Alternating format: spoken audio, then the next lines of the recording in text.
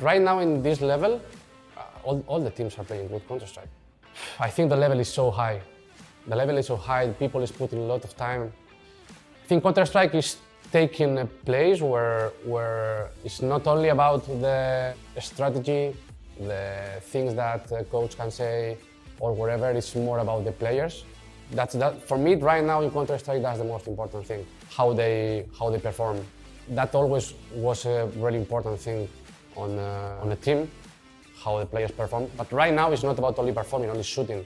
It's about only being smart, having solutions for everything, reactions, how you take the space, how you communicate, how he tried to take the timing while he's communicating and stuff like that, asking for utilities or whatever. Alex and Moufos for us, I think in terms of experience, they are the most experienced players in the team. How they think about, what they think about the game, what are their approach every single time that we talk about every single situation is the most important thing, especially for the new players, because they look a lot of to them, and that's super important, how they act, how they move, how they answer everything that I'm talking, for example, to the team and they are answering, how they talk, how they say everything.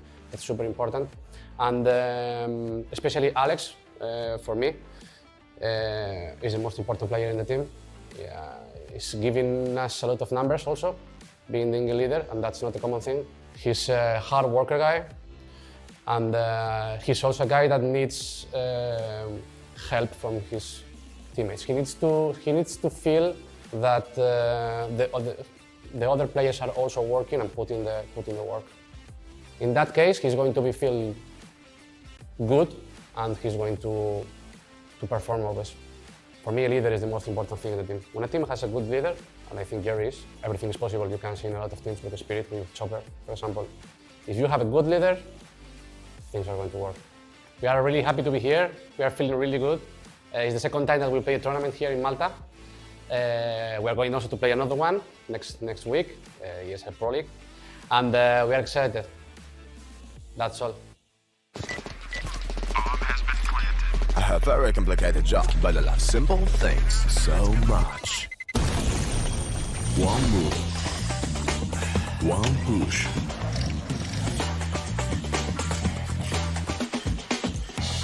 One touch.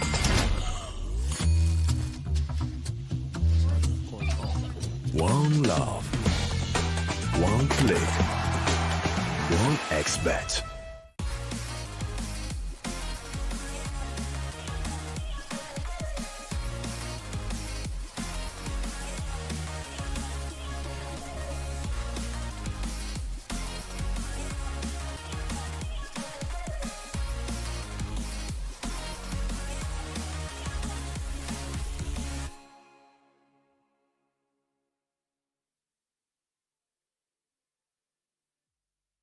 Are you sick of just opening gates?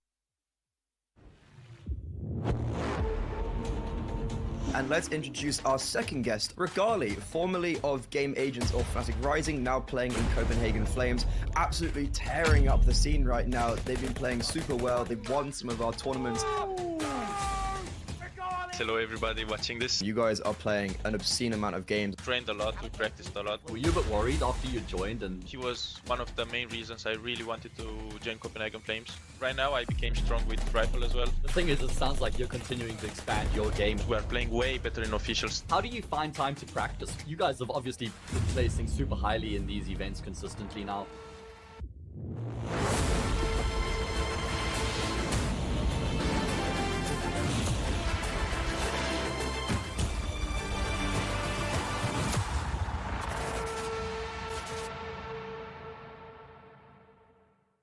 Welcome back, everybody, to the CCT Central Europe Malta Finals, brought to you by Gaming Malta. It's time to find out if it's going to be easy for ENCE or picturesque for the Movistar Riders. My name is Parla. I'm still your desk host, and I'm joined on the desk by two amazing lads. Let's give it up for Alan Hender. Round of applause there, Alan the full sender Hender. Big respect. And then on the end of the couch, we've got the X Factor X Nicole himself in the building. Big round of applause for him too. Thank you very much. Wow, Paula. Clap for yourself and Sorry, you clap him too. Sorry. Guys, come on, Don't worry about it. Cole, clap. Come on, please clap. There we go. Full round of applause now for everybody. Great to have you back, boys. How you doing? Amazing. Thanks for the introductions, Parla. We really needed a round of applause to get our spirits up before. Well, there is no spirit anymore, so I guess that's. Team spirit out of the building. Cole, how you doing? I'm doing good. I'm doing good. That really brought the energy up right there, so I appreciate you. No you problem. starting us off with a bang. Our very own, our Kentucky own. How do you say it? Kentucky's very own, right? Kentucky's. Yeah, I've never heard that, but no one said that before, Parla. Anyway, yeah, ENCE versus Movistar Riders up next. We're obviously going to break down the details, but just general thoughts right now, gentlemen. Against elimination. Against Movistar. elimination. I mean, Movistar to even make it this far is a little bit of a surprise, and it kind of feels like for them, even if they go out now, it's been a good tournament. But for ENCE, even despite the standing situation, now that you see the playoff brackets and who's actually made it, it feels like ENCE should be going a little bit further. So a lot of jeopardy. See if they can do that. yeah, a lot riding on this one here, right? ENCE want to extend their chances here in playoffs, and Movistar Riders, I feel like they're kind of happy to be here, like you mentioned. They're feeling pretty confident that they made it. They got some wins underneath their belt here in this one. That's always nice. And, if they can spiral that into any further success, that'd be great. But I don't think a lot is riding on them continuing their run here. I wonder if they can just bounce back from BNE like, an hour ago? They need a full mental reset, right? Yeah, I mean, but they said coming into the tournament, as long as we win a map. As long as we one map, guys, we're doing well. Well, no, that's a slight misquotation. Okay. Alex in the interview apparently said we wanted to come here and get at least one match win, which technically could mean it could have been one of the early best ones. And so, yeah. They've done it. They've done it. They have fulfilled that criteria, but you'd like to see them sort of go a bit further, achieve more than such a small... Because, I mean, most teams don't go to a tournament and say, we just want to win one match. Do you get what I'm saying? Like, you kind of hope that they can, they have the fire to push it a bit further than that. Yeah, it's one of those quotes which is, he might be trying to be a little bit funny. It was obviously, like, not truly serious, but you wouldn't say that unless there was at least a grain of truth that you truly were coming into this one feeling like we can't win anything. We're losing so many matches. So, I mean, they've got that over that hurdle already. The BNE game wasn't a lot of fun for the Movistar camp, but yeah, potentially this one, they could make it two. They could make it 2 series wins. That's the thing that we kind of talked about with Movistar Riders at their peaks when they were doing really well, is that they didn't really take any losses. So like you mentioned earlier there, Paula, I think it's going to be a tough time for them to actually get their heads back in this this game. They need a full mental reset. They need to come into this one looking like that didn't affect them too much. And I guess maybe ENCE is like a prime opportunity with that stand-in situation to maybe get back into the groove. We've got our playoff bracket up on screen now. You can see how things have played out so far and what is next to come. We have just 4 teams remaining, and this is the lower bracket semi-final. This is for each team's life. The loser will be going home, and the winner will move ahead. ENCE versus Movistar Riders down there. And Eternal Fire and BNE in the upper bracket final that will be taking place at the end of today. Yeah, and of course, now we've changed to the second shift of the day. There will be no more 2-0s. That's the end of that. We're on for 3 maps the whole way Let's onwards see now. what happens, Alan. And you know what? Why don't we start introducing our teams for this lower bracket semi-final, officially starting with ENCE.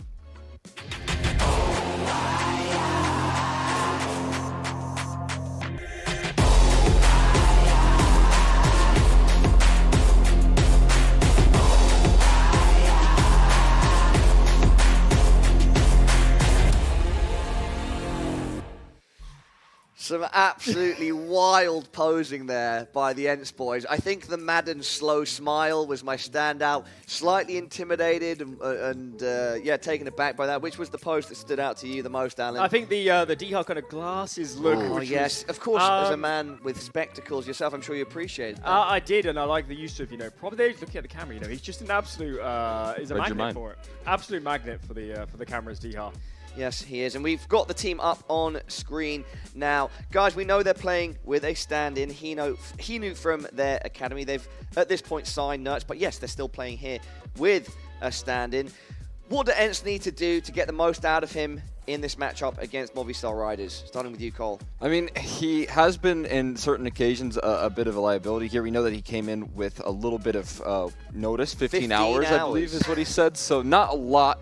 And he said that, you know, in his interview, he wasn't maybe as prepared as he would like to be for this event. So fair enough, but he's getting that experience. And I think he has been just serviceable enough to get some wins. And if he can just continue to do his role, try to, you know, continue to, you know, land some good kills, you know, play his kind of anchoring effectively, he's going to do just fine. And I think ENCE can continue to get some wins. Alan, quickly, what do you think the main keys to victory for ENCE are here over the Movistars? I think just playing solid, fundamental Counter-Strike. I still think even with their current situation, not being with their full lineup, I still believe they're a better team. I believe they've got more depth to them. And as much as Movistar did look good yesterday, we maybe saw reverting to form a little bit earlier on today. So I think for ENCE, it's just about staying calm, composed, communicating well, Snappy making his regular good calls. And especially if Sunpius maintains the level he's had so far in this tournament, he could be doing another number on his old team. On his old team. Talking about them, why don't we shift our focus to the Movistar Riders?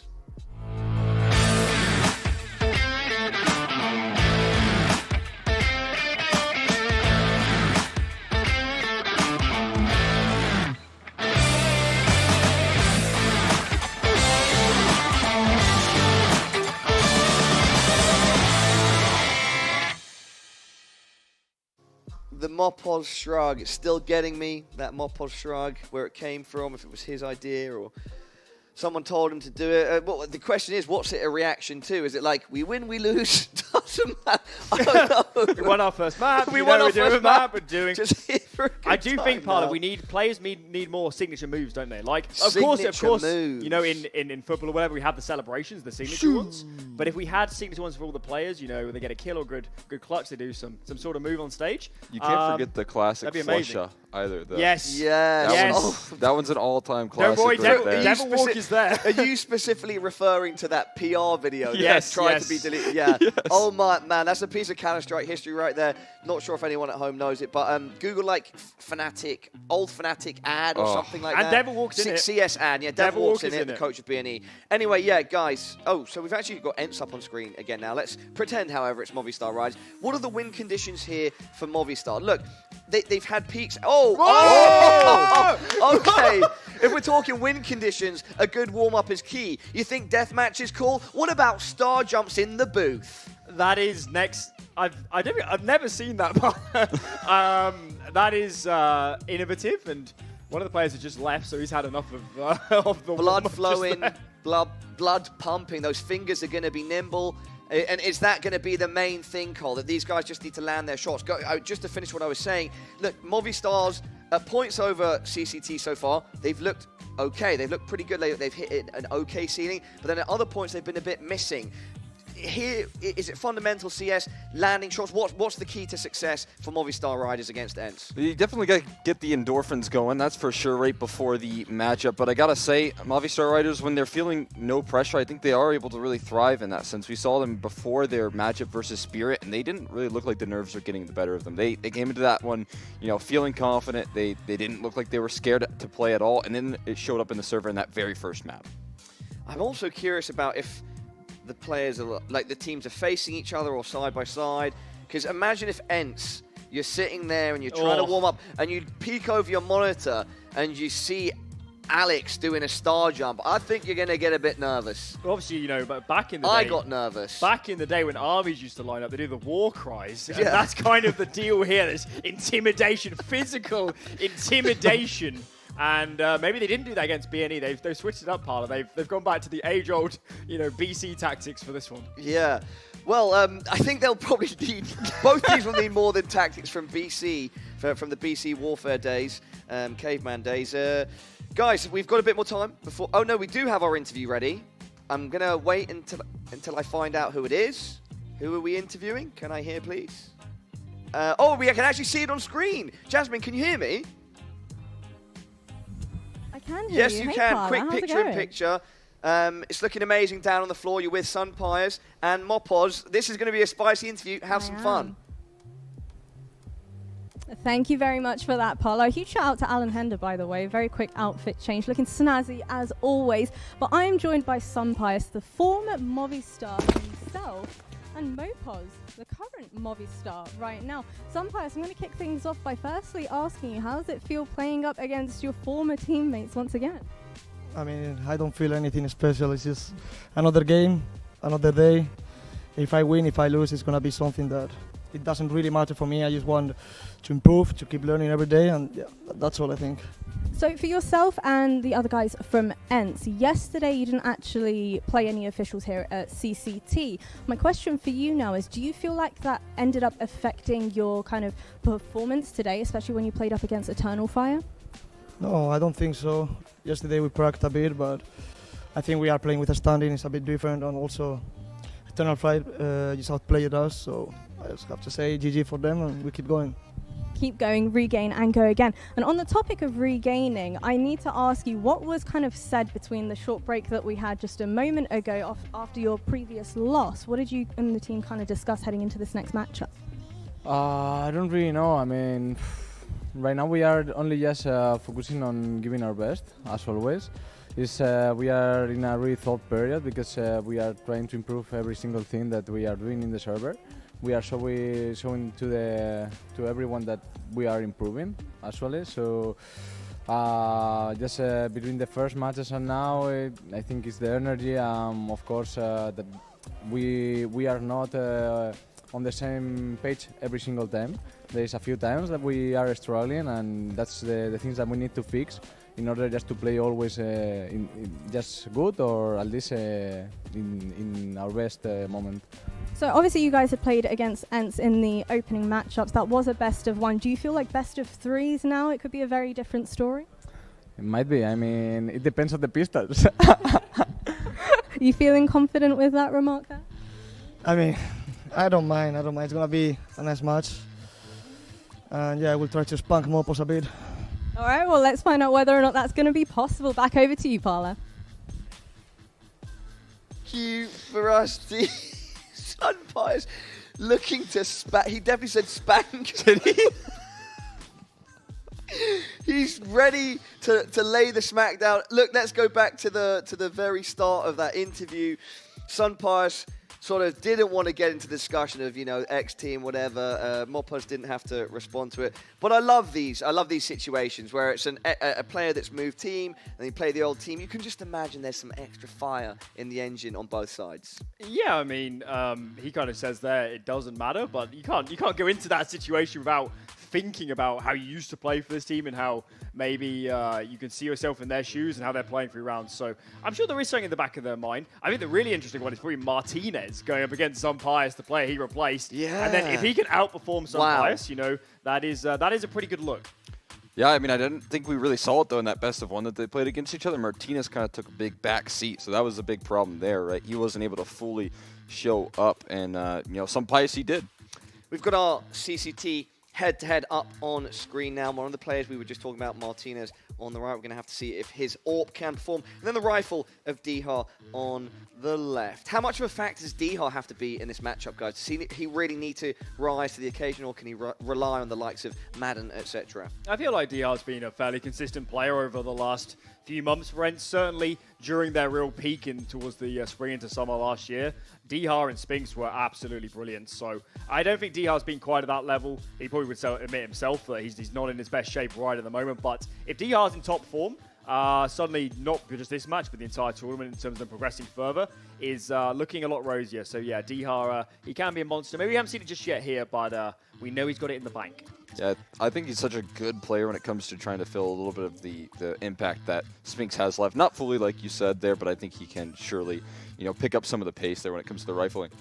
Alan and Cole up next. It is the map Veto. Any expectations here? I think there's a lot of ways you can go. I mean, if you've seen already for Movi, they're clearly just target banning. They can have a 7-map pool and they're just looking into it and saying, what is the obvious pick for our opponents? I think in this one, that probably would be Ancient in this matchup. And actually, they're going to take out Vertigo, which is interesting. So Vertigo tended to be their ban a lot of the time over the last couple of months. They haven't banned it that much here. And actually, I don't think ENCE were a risk to pick into it. So maybe they missed a number. Inferno picked from Movistar. They have enjoyed it recently. And of course, you know, Inferno used to be the permaban event. So I think that's the right pick. Mirage comes out from the ENCE guys. That actually is catching me off guard, Paul. I really thought they were going to pick Ancient okay here. So it's nice that the the Veto I is think this has offering gone us some surprises. unbelievably well for Movistar. I think they missed. I thought they were going to be playing probably Ancient and Anubis if they didn't ban one of them, and they've missed both. So honestly, seeing this Veto, their chances might have gone up by at least 15-20% from what I expected. That's pretty hefty. Yeah. So, I mean, okay, let's get some context then. What would you have said prior to the Veto with the percents for these teams? 75 ENCE, maybe. Okay. And now it's, I'd say 60-40. Okay, cool. Cole, what are your thoughts now that we've seen the Veto play out? Yeah, I mean, I was kind of in the similar vein. I would say like 75 for ENCE. I think that the thing is they probably elected to go more towards that Mirage with the stand-in situation. I think that played a big factor. Talked a little bit about it in that first matchup, but playing on Ancient with the stand-in, it might actually lead to a lot of struggles on that CT side, and if you don't have a good CT side on that map, you can really struggle a lot. And it would have been a good punish versus Movistar, I think, because we just saw how their T sides really didn't do anything against B&E, but maybe that's what ENCE are kind of leaning towards. Alan and Cole, this match is ready to go, so can I get your official predictions, please? ENCE 2-1. ENCE 2-1 from Alan. Cole? I'm going to say ENCE 2. It's got to go 3 maps, ENCE 2-1, yeah. Okay, I'm going to go ENCE 2-0. I can't give this one to Movistar Riders. And with that being said, we are done on the analyst desk for now. It's time to get our casters involved. Dinko and Henry, over to you guys. Thank you, Paula. They're still going for the 2-0 dream, Henry. They haven't learned. I'm a bit upset about the introduction there. Over at the analyst desk, they got like nicknames, a lot of pageantry. We just got, here's Henry G and Dinko. Like, where's he going with this one? I don't know. What would you like to be introduced? That's kind of taking the wind out of my sails, not going to lie. Yeah, but yeah, I'm excited. Let's get back on track, Dinko. How are you doing?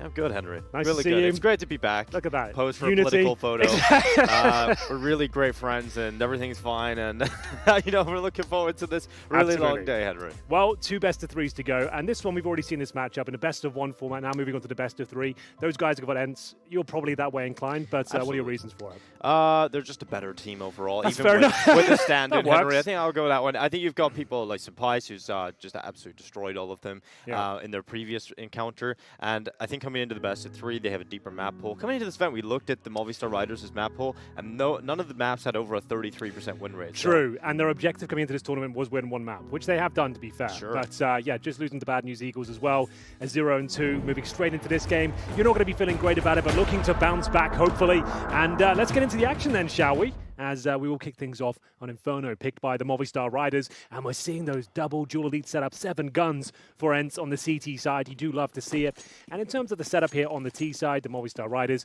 bringing out a couple of P250s, a smoke, and a flash. Only a single smoke. It's very difficult to justify going towards Banana Dinkos. You can only smoke spawn, not towards the coffins as well. So maybe a mid-take here. Let's find out. We have got a 3-man setup from the CT side towards B.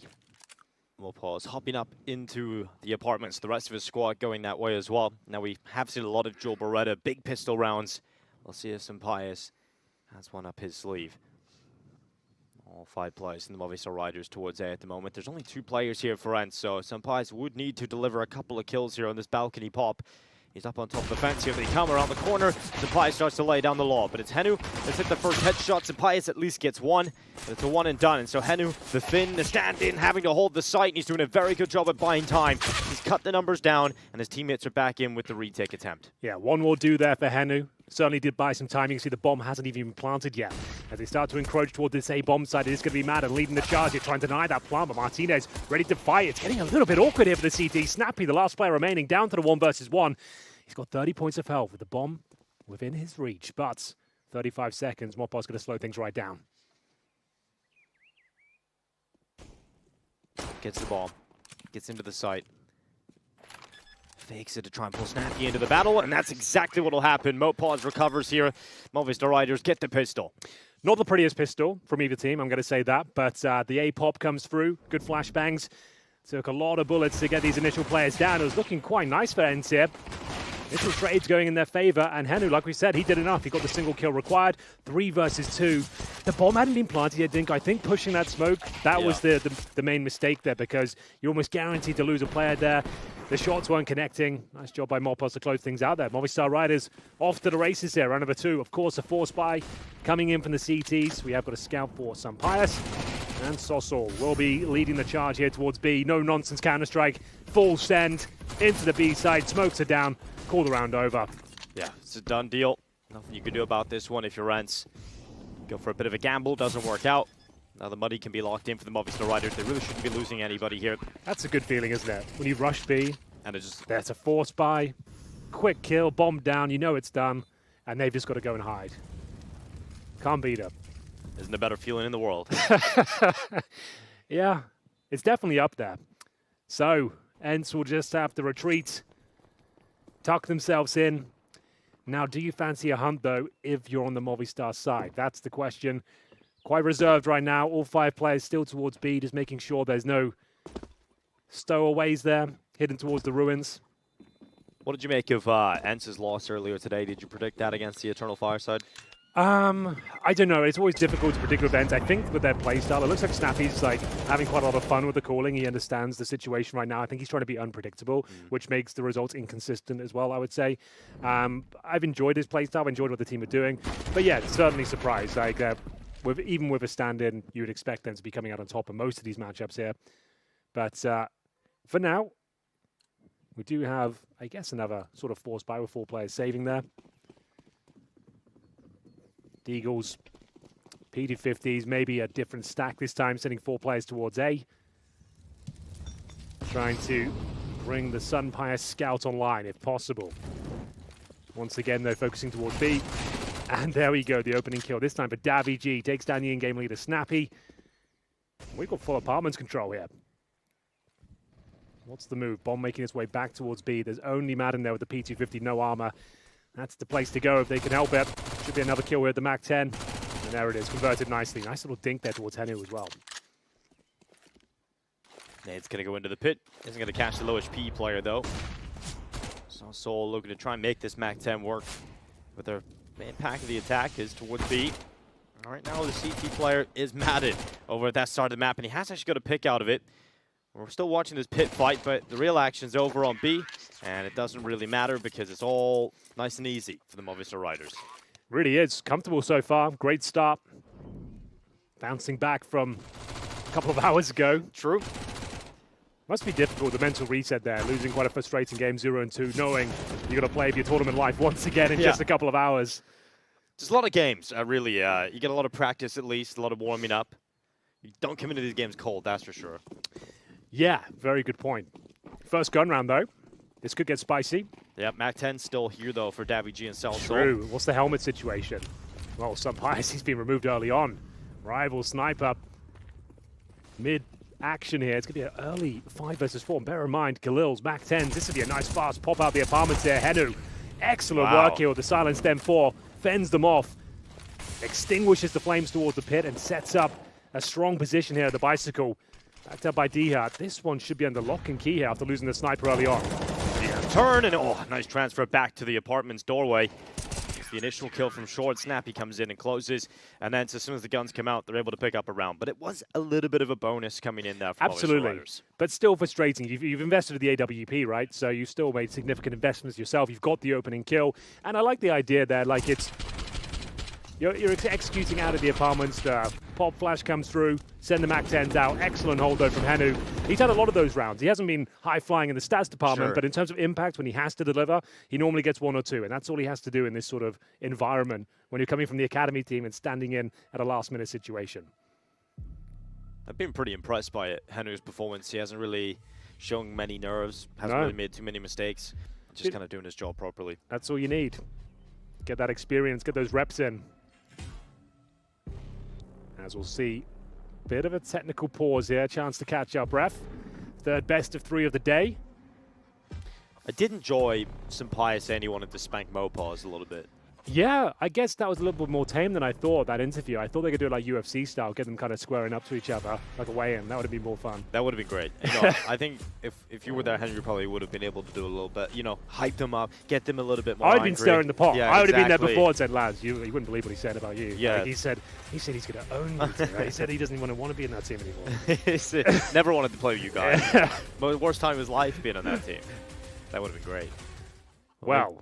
Do we know what the issue was? No headsets are off, so a minor one at least. Yeah, minor one, maybe some keyboard FPS issue, something like that. Chicken, eliminated. Here we go. Kicking things off for round number 5. ENCE finally onto the board.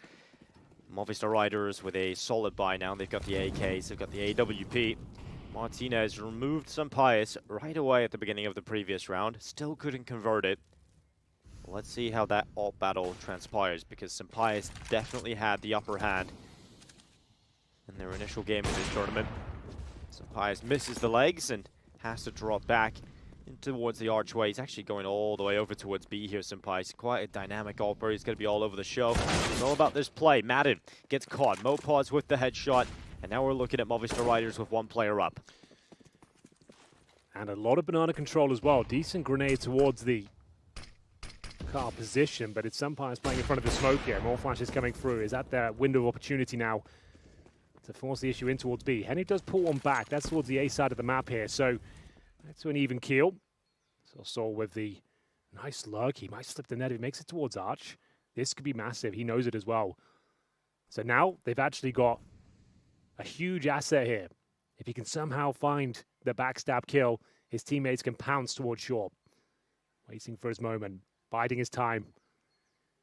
This is it, now has to connect. Being spotted, his teammates have to activate now. Yeah, has to rely on his teammates' impact here. D-Hat and Henu cross-firing from the pit inside, but that smoke is going to leave Henu isolated, but he will not crumble. Gets 2 picks, now out of ammo, and D-Hat's turned to try and strike. He's done well from the pit. 1 kill on South Sol and a headshot through the gap on the edge of the smoke onto Martinez. Good work from D-Hat and Henu to hold that A site. Henu with another double frag there. Yeah, it's really solid right now. In a situation they were down to another 5-on-4. Deficit. Henu opening things up, falling back, double kill on the bomb side as well. Really nice movement. Yeah, and he has just slotted into Valde's role here on this map too. Yep. So he's very comfortable in playing those positions. And we look over towards how ENCE are going to be playing this CT side. If you did a little scouting report, you can take a look at how they play. It's pretty identical most times here on Inferno. You'll see Snappy setting up Madden pretty much all the time for aggressive top banana fights. Yep. They love to get him in towards the sandbags. Sometimes they'll challenge deep down banana. But you're going to see that Snappy Madden combo a lot, and Sampayas will often rotate over for that alt presence. So the banana fights are really difficult to win from Movistar Riders, and I think that this is where this game is going to be won and lost in terms of those banana fights early in the game. Well, it was a fantastic start for Movistar Riders, going 3-0 up. Ensto closing the gap 2 in a row. Money will be in a problematic spot here for the Spaniards, but you'd assume some sort of partial buy here. We'll see what they've got in store. Tactical pause, chance for Blade to get stuck in. What did you make of the tactical star jumps before the game started, Henry? We'll get the blood flowing. Yeah. I like that. I feel we should do some before a cast sometime, you know? Yeah. 4 in the morning. Push-ups. Anytime it's a late one, we keep the energy going. Get some star jumps, burpees. I feel like our energy's been pretty good throughout. Even at 4 in the morning, we were delivering the goods, if you ask me. Full send every time. Yeah, exactly. But you keep the blood pumping. We never phone it in. Never, ever. When's the last time you did burpees? I don't think I ever have, to be honest. Never done a burpee. Well, I've done one before. I've never put it into my routine. All right, we got on my repertoire. I have the burpees in, daily burpees. I do like the lazy workouts, bare minimum. Right, double orb setup. Snappy will join Sampayas. He'll have the more defensive turret style orb towards the B bomb site, and as Dinko mentioned, working with Madden here, trying to set him up. Lots of retake utility to be deployed. And for now, this is a bit of an eco situation. No armor, really invested. First player who actually did have Kevlar. Drop towards the apartments. Madden, maybe a little bit exposed there, but he's got the incendiary to buy a little bit of time, but no reason to go down. Doesn't need to take the open fight. Just trying to bait out some utility here. They did take a time up before this round. Not much you could discuss regarding a full eco.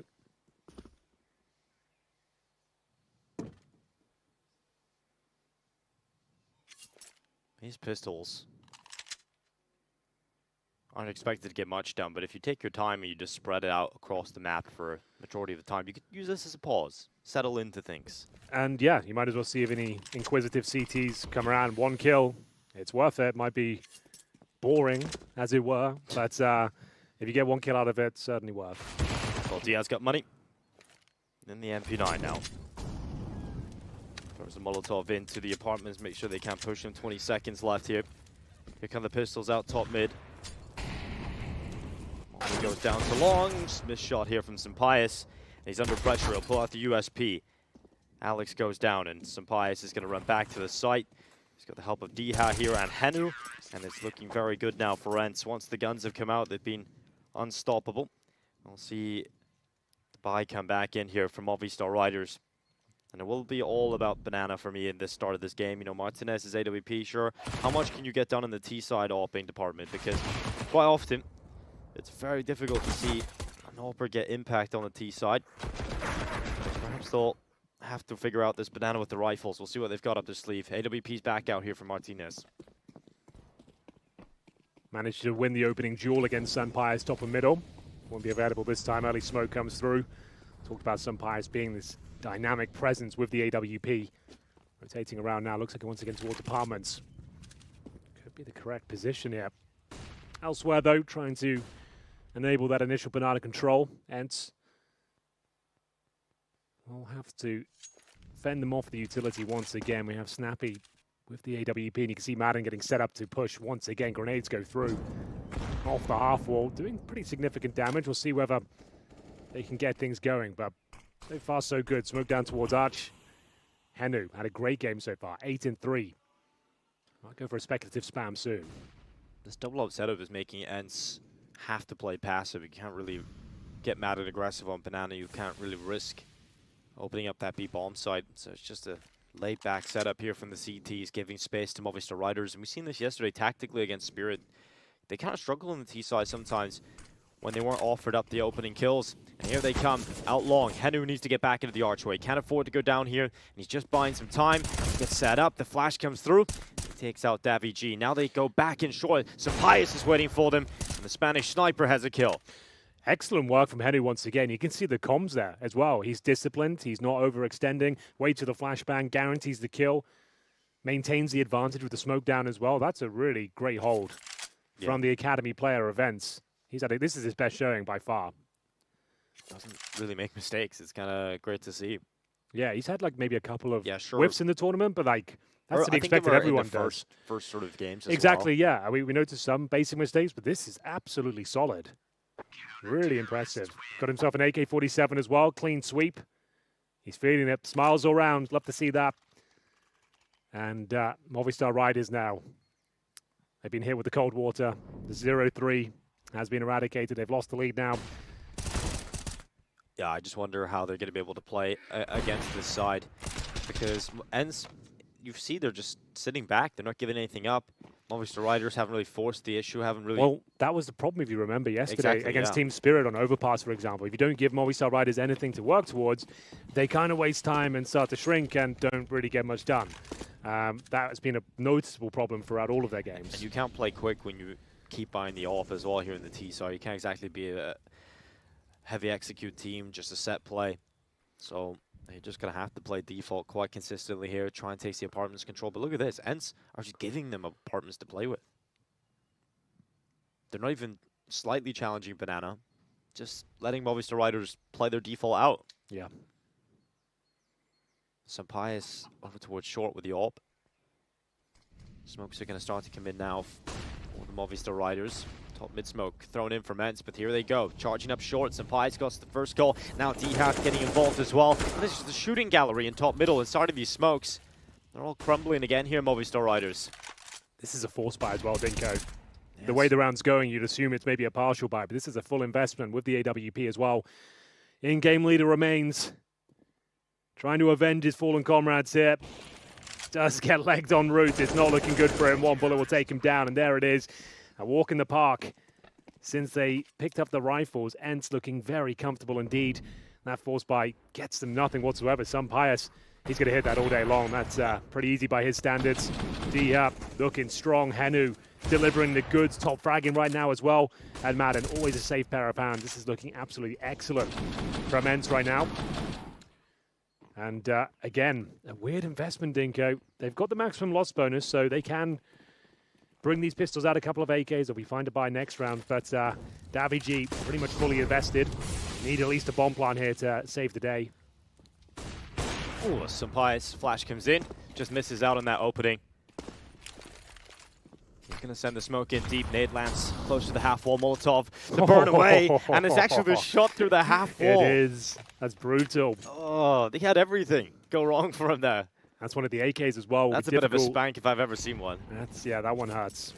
Certainly not in a good way either. I think that's going to be another tactical narrative to take a look at in this game as well as MOPAWS. He's a very aggressive player. This banana fight is going to be really important, as we mentioned.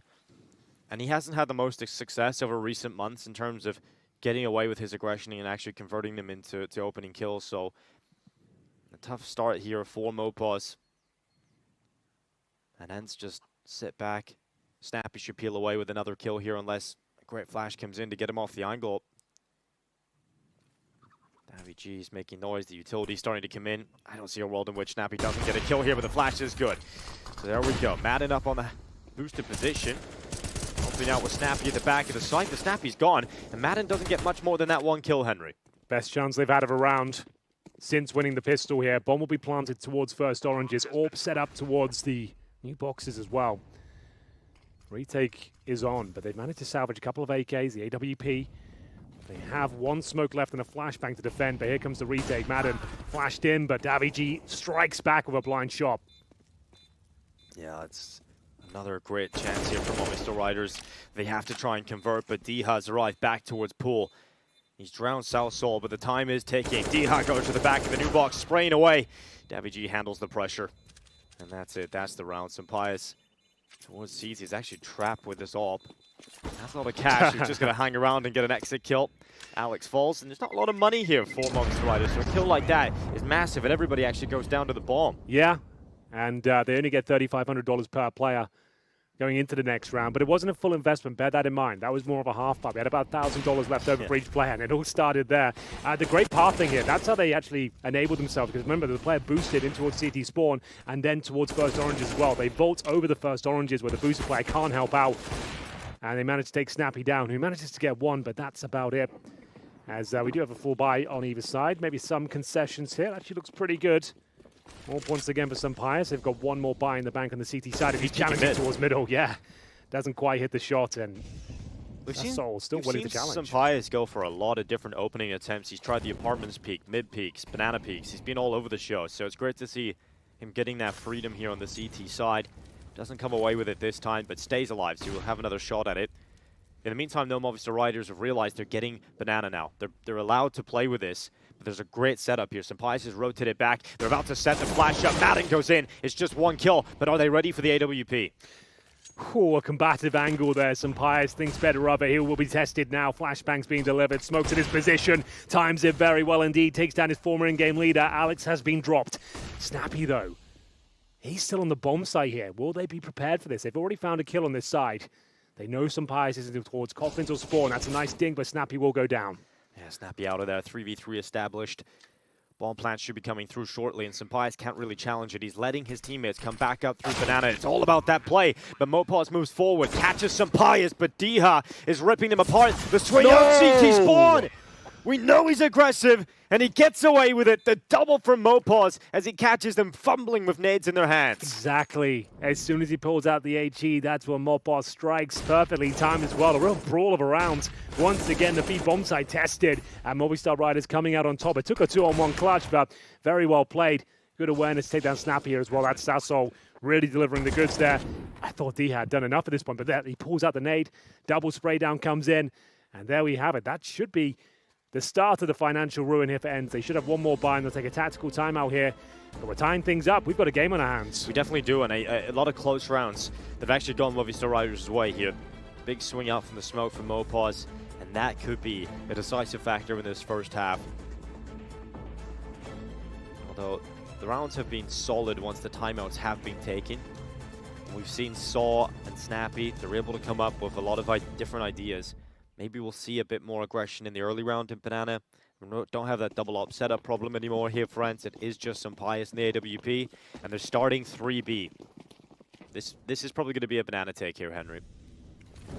Well, let's have a look, shall we? There it is. Aggressive, of course, sending that MP9 down. An equal trade. And things start to subside. That is going to be banana control granted towards ENCE here, but can they maintain it? Just going to leave Matt on this side of the map. He's got a bit of utility in his side as well. Still with the smoke there. Got to be thinking better of it though and falling back. Think you take the 1-for-1 if you get the banana control, Henry? I mean, there's only so long you can hold on to it, right? Because eventually they can come, flash you back, and then you've got no utility to actually hold B itself. They've gone for the gamble, Dinko. One smoke deep, and they've brought Madden back. Wow. Full gamble stack here at A, and I kind of like it, to be honest. Like, sure, if they go B, you're going to sacrifice the round, but you're hoping that initial aggression has fended them off. I think there was a gap in the smoke, but they aren't looking there right now for Movistar, so they don't have that info, and they're just going to go towards A, and this gamble might pay off, but Henu gets caught out of position, gets caught just a little bit too wide on the pillar, and goes down. There's no fallback here for Movistar Riders. They're staying committed towards this A bomb site. Madden goes down. They should realize that is a B player. Maybe they can backtrack. They have a lot of time, and they are realizing that. They can go back to B. Gamble stack.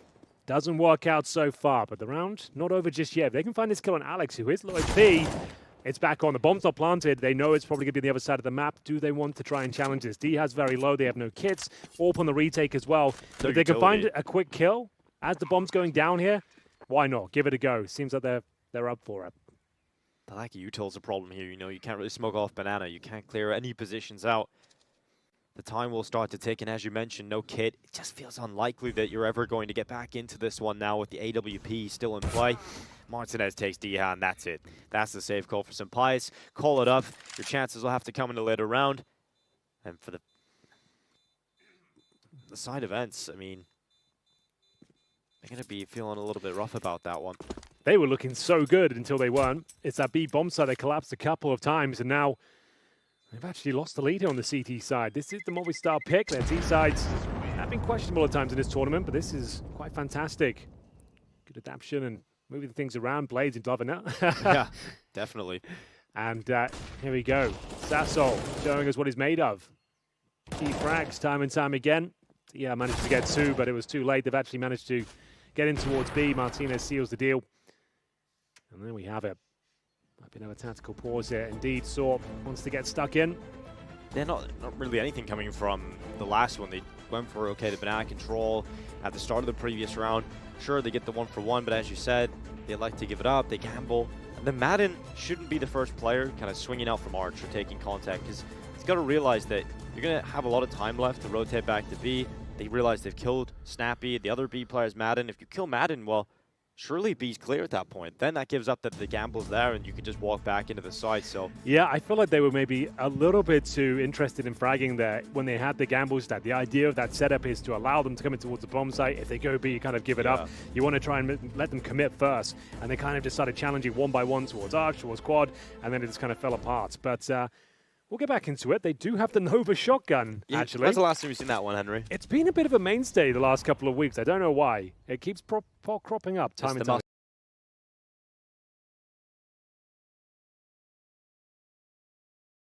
again. The musket. It can be pretty powerful in the right situation. We'll see what Diha can make of it. He holds towards short. The Nova. We did save the AWP from the previous round. CZs, P250s elsewhere. And of course, the shotgun. Hoping to find at least one. Sunpius alone towards B, hoping he can fend them off, push them back, funnel them in towards the A bomb side. Oh, now they know. Good flash, bits off a shot. He's going to throw the smoke down himself, hoping that's going to buy some time.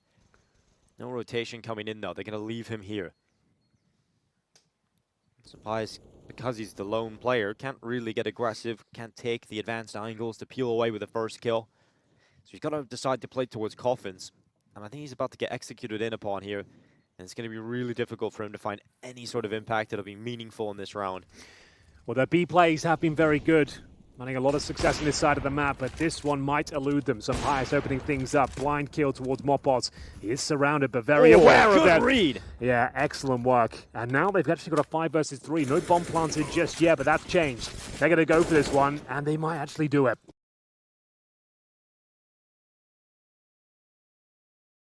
Well, they have the resources. They have the players to go for this one. AK in the hands of Diha now. AWP for Sunpius.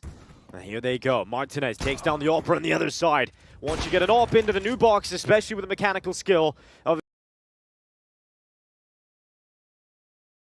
this man, it's really hard to force him out with no utility.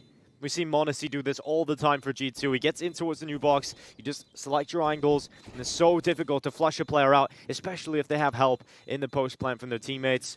Movistar Riders did have a shot, but it's all come crumbling down. Or rather, ENCE's retake attempt goes the other way. So Movistar Riders pushing forward, really impressive T-side coming in. Well, there we have it. That was a 5-on-3 deficit they've recovered at that point. Empires did incredibly well to find those 2 kills. A blind shot, then towards the tree as well. Great awareness. But unfortunately, Martinez, he bests him. He manages to come out on top, and then daviG seals the deal, taking down the players, and that's going to be a disappointing one. Wasn't the force buy, that was the saved AWP in the shotgun. Just a little bit gutting that 5-on-3 didn't go in their favor. So here we go, round 13. Another buy available for ENCE. Going to send 3 players towards B. Doesn't know they're trying to claim territory though. Going to be just depositing some utility and falling back.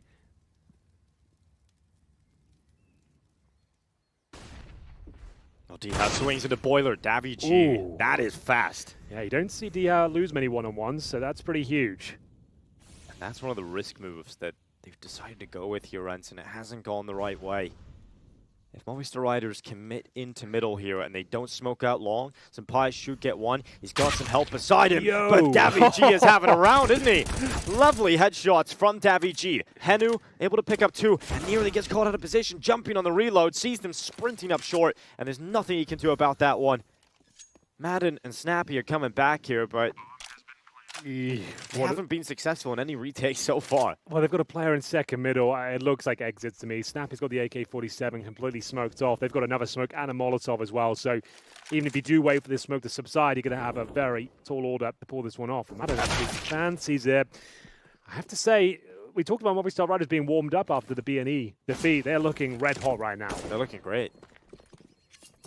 Like, these entries from daviG were just stellar. And there it is. The AWP goes down as well, as we have the clean sweep once again, winning the half on the T side.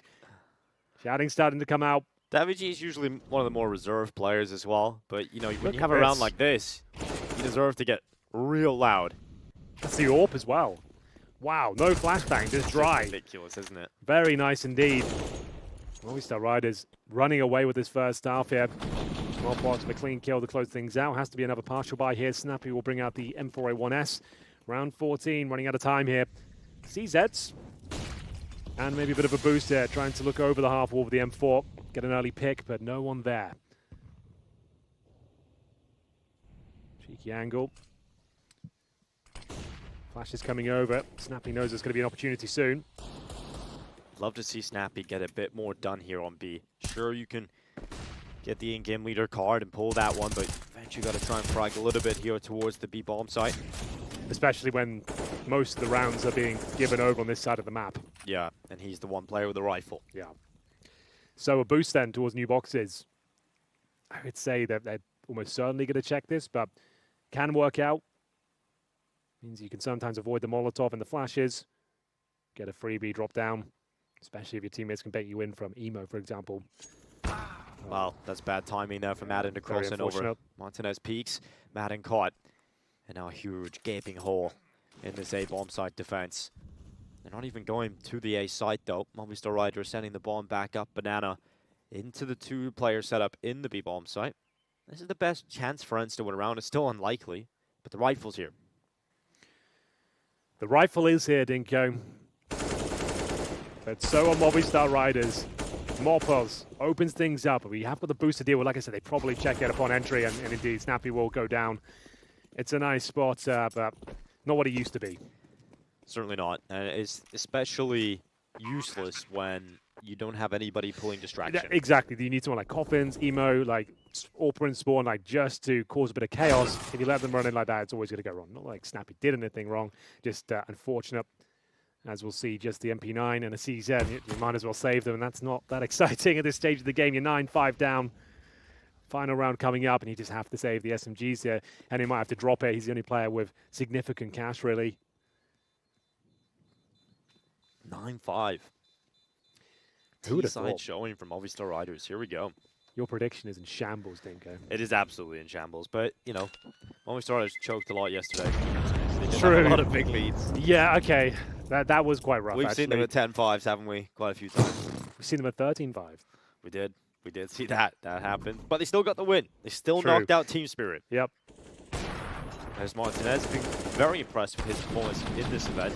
I don't really think there's much of a difference between him and Sampais, to be honest. Sampais is definitely right now the better player, but Martinez isn't much of a drop-off, to be honest. The fact that you've gone into the Spanish-speaking region and found yourself another AWPer that's very capable, it's not easy to do, I suppose, in a region that isn't that big. So I'm very impressed at Martinez's level. Absolutely agree. Movistar Riders. With the timeout. Oh. I think you got to take the disc out, give it a little blow, put it back, wipe it, put it back in the DVD player here. Here we go. There it is. That worked, Henry. You'd have been too young to do the consoles, right? The cartridges, blow into those. Like the N64? No. PlayStation 2 still had cartridges, I think. No, it did not. No, one of them did. No, it did not. PlayStation PS2. 1? Was it PS1? No, you're really showing your age here. Not in a good way. PlayStation was CD-based. It was the first console that was CD-based. Okay, what was... I definitely had one The N64 was cartridge-based. The SNES was cartridge-based. Nintendo DS. Yeah, that did have cartridges, to be fair. Little ones? Yeah, exactly. I definitely had one. I can't remember which console it was, though. That was the big three. Back then, it's like GameCube, PlayStation. GameCube? That was disc as well. Small discs, though. 3-inch discs. I remember the GameCube loading screen. That was pretty sick. Boom. Yep, that was it. Perfect. Yeah, that was a banger of a console. But I do remember. Oh, I remember why I thought this. So it was memory cards, like memory cards. Yeah, exactly. So that was why I was confused with the PlayStation. I remember, like, before I had a memory card in my PS2, I had to leave the console on for like a week straight to play Grand Theft Auto because I didn't want to lose my save file. Parents wouldn't buy me a memory card, so I just had to leave the console on and pray that no one came into the living room and turned it off. Oh, and of course they did. And restart. I remember I used to even watch. I even had video players. You know, the VHS. Yep, had those. You don't even know the names of it, do you? No, I don't. I was an infant, Henry. I know. It's just like, for me, I was born in the 80s. You have to remember that. Like, the internet was only really a peak thing. humanity in the 80s, honestly. Well, I don't remember much of it. I was born in 88. So I wasn't exactly like there with the hairstyles and the fashion. Yeah. I was just kind of there existing. Just kind of there, barely functioning. The 90s was sick, though. That was a lot of fun before the internet took over. How would they compare? 90s, 2000s? I don't know. I feel like 90s fashion's making a bit of a comeback right now. Yeah. I think we're seeing a lot of like fluorescent colors and Sure. big jeans and combat trousers, which you're wearing right now. That was a big 90s thing. Was it? Okay. Yeah. Nice. Great. And next we'll get some real old 90s dance tunes on. Dude, I was thinking about bringing making a comeback. I think some dance move on the commentary desk is exactly what we need. Like a signature move we do every time we come on. Yeah, let's do it. The walk-in. Have you got any dance moves you're good at? Can you do like the robot or something like that? Or I kind of do like a Mr. Bean style dance. Mr. Bean, I kind of know what you mean, yeah. That's kind of awkward, you can't lanky. see this right now, but he's doing like kind of like the Mr. Boom. This sort of thing, right? That one. That's the one. That's kind of my move. That's my go-to. Right. You know, I haven't been down to the discotheque in a while. I normally try and act too cool and don't dance, you know. I used to be really into it, but now kind of just stand in the corner, judging everyone. Like, well, you suck at dancing. Well, no, the thing is, Henry, when you dance, though, it's a great feeling of freedom. Yeah, know? It's liberating. It is. It's a great feeling until you slip and fall. I don't think I've ever really embarrassed myself dancing. Have you slipped up? Banana skin on the dance floor? Well, I have slipped on a dance floor for sure. Yeah? But I kind of played it off, you know, the worm, back up on your feet, on your back. What, you do like the kick up off your back, yeah, land on the exactly. feet. Yeah, that's a big move, actually. I don't think I could do that anymore. I used to be able to when I was a kid. I would probably do my back in, like, considering I throw my back out playing Counter-Strike, probably shouldn't give that a go. Probably not in your wheelhouse anymore, Henry. Maybe a bit of training needed for that one. What about training? Maybe you should learn how to do the split stinker. That could be a Henry, good... I can't even lift my right leg over my left leg. Oh, really? Without being... Well, I can't touch my toes, but I can put my leg over my head. It's weird. I think my limbs in my legs are a little bit longer than my torso. I think I've got the same thing. I think my legs are too long. Physically I'm physically capable. You have like long limbs and like a shorter body. I used to be called Gru when I was a kid. What's that? Gru, the character from Despicable Me. He basically has only legs. I've not seen it. Are those the things with like the minions? Is that the thing? Yeah. Okay. He's like 90% legs, 10% body. Okay. You have to show me a picture. Bring it on. I'll get you a picture of Gru up. Right. Everybody at home, this is an exercise too. If you haven't watched Despicable Me, you can look up Gru. Never seen it. I think that was like a big meme as well. Like, yeah, it was definitely Here he minion is. things. Oh, it's that guy. Okay, I Yeah. do recognize him from memes, actually. Yep. I think Steve Carell plays him in the Oh, movie. really? Yep. Does the voice. Does like a really. We're learning a lot today, ladies and gents. If you've got any questions, send them into Dinko. He is like a human encyclopedia, to be fair. I ask you your opinion on everything and use it as my own. Like, tell me what's Yeah. going on in this, I this don't know if it's a worldwide good thing. situation. Please explain it to me, and I can use your opinion. We were on the topic of aliens. Aliens is a big topic right now. That is a big topic. Do you feel like we're leading to an actual alien turning up and doing something? Like definitive proof that there is extraterrestrial activity on Earth? On Earth? I don't know. I feel like there would be a big issue because they were bringing a lot of unknown diseases. The thing is as well, like, we're hearing about all these things being shot down or whatever. If you're able to travel the cosmos and have the technology, You're not going to get shot down You're by not going to be shot down by our primitive tools. Like, yeah, exactly. I just don't think that's going to be a thing. I think it's more likely they're shooting down some balloons, Henry, of any variety from anywhere. Exactly, and why would they be bringing over, like, these rockets that are kind of just always in America? Sorry, these crafts that are always in America. Always seems to be in. Why would they just go there? But that's the same every superhero movie. It's always in America. But it is True. only because America do have the systems to detect it. That is Right. another thing. But Okay, there good was point. actually reports coming out in Uruguay, some over Africa too. Saw that, yeah. But they just don't get the same coverage. I guess that's a good point. And we're not following that media as much. You probably don't even I hear was about actually reading a little bit about it, and I seen some photos of the only person ever recorded to be hit by an asteroid.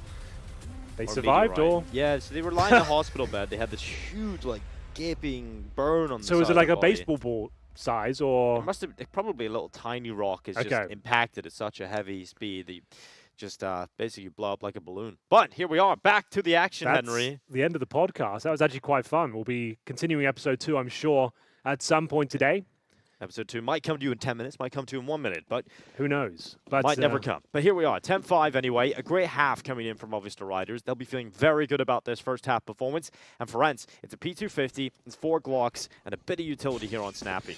Aggressive, of course. We are going to see the CTs pushing down towards the bottom of middle. Diha gets a face full of lead to kick things off. And Henu uses opportunity, knowing they're pushed down middle, to actually get on the A side, but detected by Dabby G. He'll try and fend them off and deny the plant, but they've actually got 3 players in the pit, so sure, it's a 5-on-4, but ENCE can certainly pull this one back. Henu strikes with the Glock and actually brings it back to a 4-on-4. Henu looking for a little bit more. Light player offering himself up, and the young Finn will land the shots with the Glock. It's down to just 2 here from Movistar Riders. It's Martinez and Southsol trying to get back in. The odds have shifted.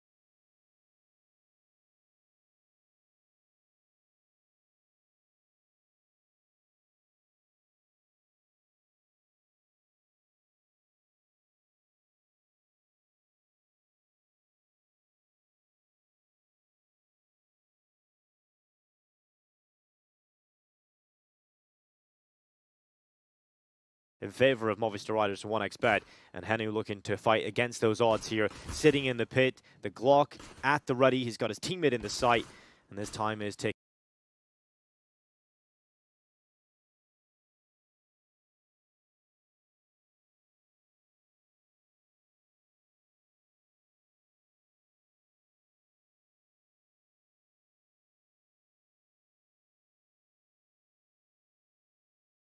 Movistar Riders getting no closer to that bomb site. They run right into the site. Martinez will fall to some Pius.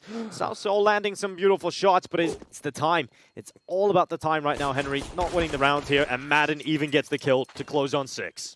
It was looking very good there. A chance in the retake, an aggressive round from the Movistar Riders. Full send down the bottom of middle. They managed to get the opening frag, but a good call from ENCE there. I think it was Henu leading the charge as well. They saw that window of opportunity. Sure, we've lost a player, but we know 3 have pushed middle. Heavy chance that they will be open. They managed to get pick control. Comes down to the 1v1, but they do manage to win a crucial pistol here. 10-6, but you know the force buy is coming.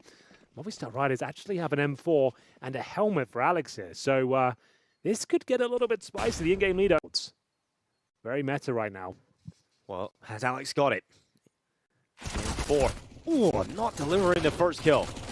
As I said, very meta. Yeah, everyone's ready for it. It's going to be pre-fired. I think it's G2 I first saw doing that. Yeah, I think Twist actually would steal it as well for FaZe. I think he was playing in Katowice. He noticed it early, and then he used it in the second half. Yeah, that's right. Yeah. Yeah, that was exactly it. I knew. See what I mean? You've got the knowledge. I had it in there somewhere. I just need you to reaffirm it. You actually, I didn't think about it, and then you kind of like poked the button, and then it just went to that department. And nice. I found it. The filing department. All right. Well, it's not going to work out. It's the force buy for Movistar Riders, but the M4 goes down early. They'll have to save the 3 pistols. I guess the MP9 as well. And a bit of a hunt here. Snappy fancies it. He knows they're probably in towards the pit. But will he want to commit to this? Probably will try and take one of them down if possible, but you can see Martinez actually in the apartments. This is a duel. We probably should be checking it out. There it is. But it's all good. We knew it was coming. We did know it was coming. Yeah. It was just a kill. But it was the MP9, so something, I suppose. It is crazy how the game of Counter-Strike levels up so quickly at the top level now. To the point where you mentioned, that boost is meta, but it only really started coming in really popular in the first 2 events of the year. Yep, absolutely. And Katowice. But people like Nard out here in these videos, it just automatically just have every single move that's different from the last event. You like pick and choose more efficient ways to do it, like a slightly better variation. I saw them posting a new flash on Inferno today that goes off this. Fence in front of us, yeah. Well, it's kind of like fashion. Counter-Strike's a little bit like fashion, right? So the things that you used to do in the 90s, people are doing nowadays, right?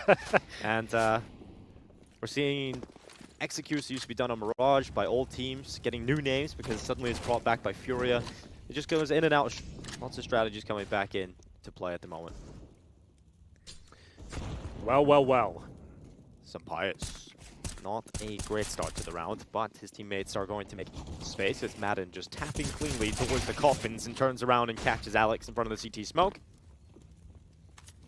And Davy and Martinez are just left with the Deagle and the USP. I wonder what it is about Alex and getting involved in esports. There's a lot of Alexes around. There are, aren't there? There's 2 Alex in-game leaders in Counter-Strike. We got Alex, Spanish Alex, we got British Alex, we got Alex Machine Richardson. Okay, now we're reaching. Alex Maui Snake. True, yeah, you're onto something there. Alex Halka, lots of them. This is quite a popular. It's quite a popular name, I suppose. That might be it. Like, how many Henrys are there? G. Henry G. I don't think there's any others. You've got Cole Muck Henry. Yeah, true. There's one here with Henry in his name. The Hoover. Henry the Hoover, of course. Who I was named after. After your parents' favorite vacuum cleaner. Absolutely. Cleaning up. A real G. A real powerful suck. I'm sure. I never got to have a Henry the Hoover. They're actually kind of expensive.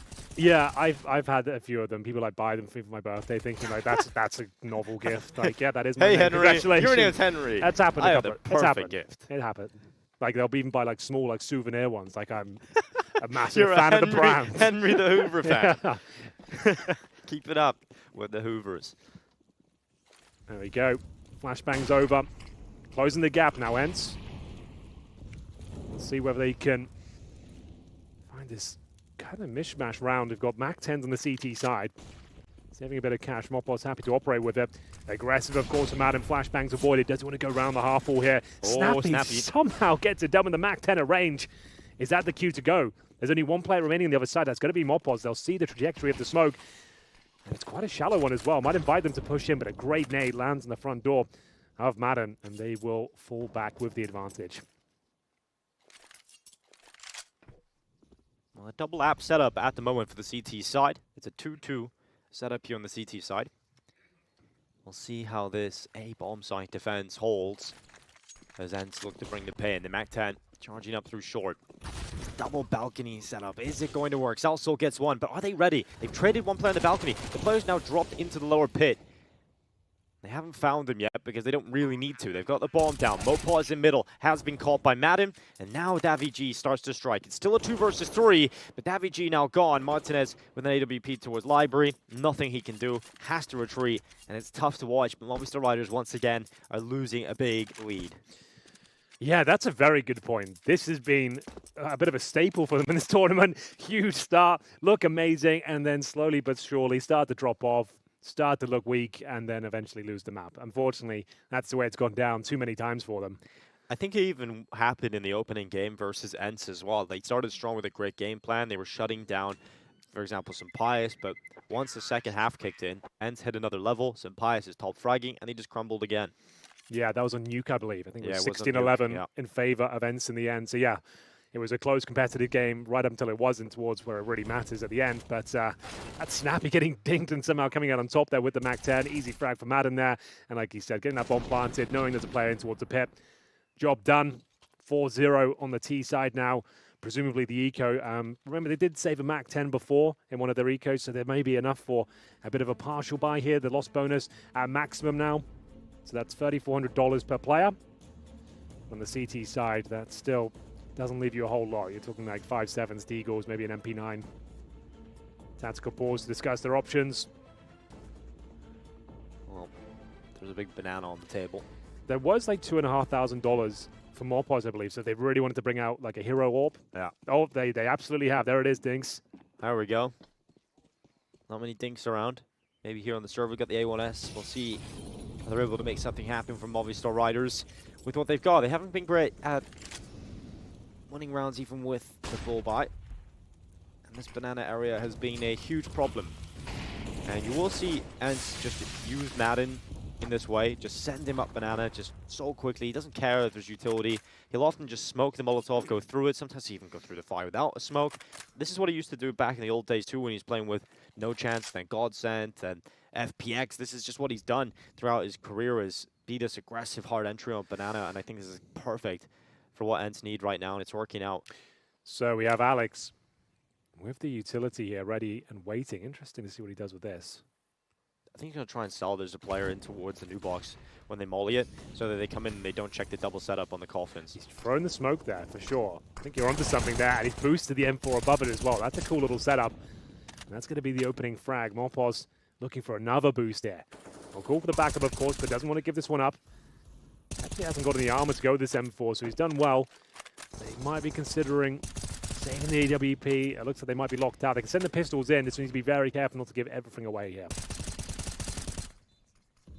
Send those pistols in to cause some chaos soon. The pawns being sacrificed. Indeed. There goes Pius. He doesn't even need to peek. The rest of his teammates are doing such a good job, and when he does decide to swing out, it's to instant success. Everybody from ENCE having a great time here. Everything is lost, Henry. The AWP and the M4, and he could see there was no way in there. It's surprising they didn't fall back. Yeah, you would have expected to save. Literally didn't have the kit, and the bomb was halfway gone. Like, is it worth it? They have money to buy regardless. Maximum loss bonus at about $2,000 per player. It's not the end of the world. Just not ideal. As maybe another tactical pause here as things start to fall apart once again. I think we've tied things up at 10-10. Indeed, we have. Helmets missing pretty much across the board, but thankfully just AK-47s here for ENCE. Snappy, one of those callers that keeps things very interesting in terms of changing the pace, changing the play style. Loves the execution out of the apartments. Yeah, once you've kind of figured it out, it's already changed. Exactly. It's like the Enigma code. Exactly. They need Alan Turing to make a new computer for this one. What have we got here then? Getting that apartment's control. CTs have quite a passive setup here. You can see no presence towards middle whatsoever. They've actually opted for a double pit setup here. It's going to be South Soul and Davy G, which is a single smoke between them. They have got some banana presence though. You can see Alex down in towards logs. Backed up there with the Orpa Martinez in car as well. So trying to suggest he's doing a solo hold, fall back after taking a shot and bait his in-game leader in. Who will be committed to a big spray down, and we're going to see if this works out for them right here, right now. Flashbang will come over, and then it's chance for the AWP to strike. The shot misses. Could have been 2 kills there, but Alex at least gets away with 1. That does put pressure on Martinez, and ENCE realize, well, here's the AWP here on the side. There was 2 players deep in banana. It's likely he's the only player here, and if we can overrun him, we have to be bomb site, and then we have the round surely locked in. Martinez does a good job at staying alive, but ENCE will eventually find him, and now they've got the bomb site. 6 in a row for ENCE. Not a single CT round fine from Movistar Riders. Is their map pick. Yeah, get rid of the flower pots. Yeah. It's really rough right now for the Movistar Riders, because you're realizing, like, it's not like this happens one time. You know, you're looking at the rest of the tournament, you're looking at your track record. It happens every How map. many times are you going to let this slip? It's fascinating. Whether it's a psychological thing or the calls not being where they need to be, or I'm not sure. It's just very odd how it keeps happening on such a consistent basis here. Great starts, great energy. One crucial round falls away, and then they just drop off. And all that really happened so far, they lost a pistol. ENCE playing a great game on the T side. Like, it's flowing very nicely. They haven't missed a beat yet, really. Haven't had to steal anything away of a 1 versus 3 or anything like that. It's all been pretty comprehensive, and as we'll see next round come through. Blade's taking a seat now. M4s are out. Movistar Riders won't have the luxury of the AWPs. Still riding that maximum loss bonus, of course, full investment. A couple of kits thrown in the mix. Utility not too bad. But this is when Snappy might want to change things up. He's sending 2 players up towards B. Top towards both sandbags. Nice aggressive adjustment. daviG pushing down second middle. They've got some apartments control as well, pushing towards T-Bridge. So what's the reaction here from ENCE, knowing they've lost second middle? Do they just fully commit? Smoking off towards either Coffins or CD Spawn. Will be the former. And sending DR in. Looks like he's just ready to send it in there. Let's go. Well, he's been working out every time basically in towards this B bomb side, but finally it's looking good for Movistar Riders. They're getting every kill required, and it's pretty clean. They only lose 1 player, and that's much more like it. The first round we've seen Movistar Riders be able to pick up here in the second.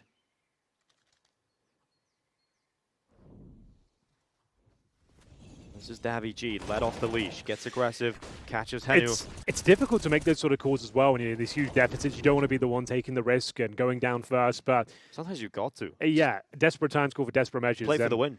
Got to change things up. ENCE were looking way too comfortable. They were dictating the pace and the direction of each and every single round. They weren't really being tested. So yeah, good adjustment there. And it will be the tactical force of ENCE this time. Maybe a chance for Saw to deploy one of their set pieces now. This could be the apartments pop. But still very good for ENCE so far. 6-1 in the second half on their T side of Inferno, their opponent's pick. And it's elimination game. Another best of 3 coming up after this. And that could be a great one as well. Eternal Fire start their marathon day. And they're going to be playing qualifiers as we speak. Yeah, they're actually in a best of 3 right now. Yeah. And they've got to go to a different venue set up for this tournament straight after. Good luck to them. Maybe a long one. B&E feeling primed and ready for that, I'm sure. But 11-11 here in our matchup. And because ENCE won so many rounds in a row here on the T side, as you would imagine, no issues with the money. And right now, Movistar Riders getting aggressive down banana. Madden, this time, was a little bit more passive. Let them come and fight him, and he's won that fight. Good nade towards Mopos. Currently sat in towards the sandbags. They'll lock him in with the Molotov in the corner as well. He is in a lot of trouble. Thankfully, though, Martinez towards middle will find Sun Pius. Nice shot there. Maintains control as well.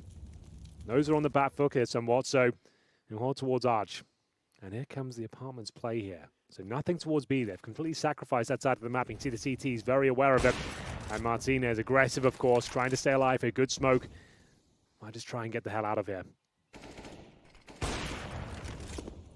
If he hit that, that would have been ridiculous. Well, daviG down in bottom middle, offers himself up, and not only does that kill create an opening to the B bomb site, and now pulls 1 player away to B, it pulls it back to a 2 versus 2. South Soul has to defend solo, and he will. From the graveyard, he pops up and brings in 2 more residents. Martinez loving that.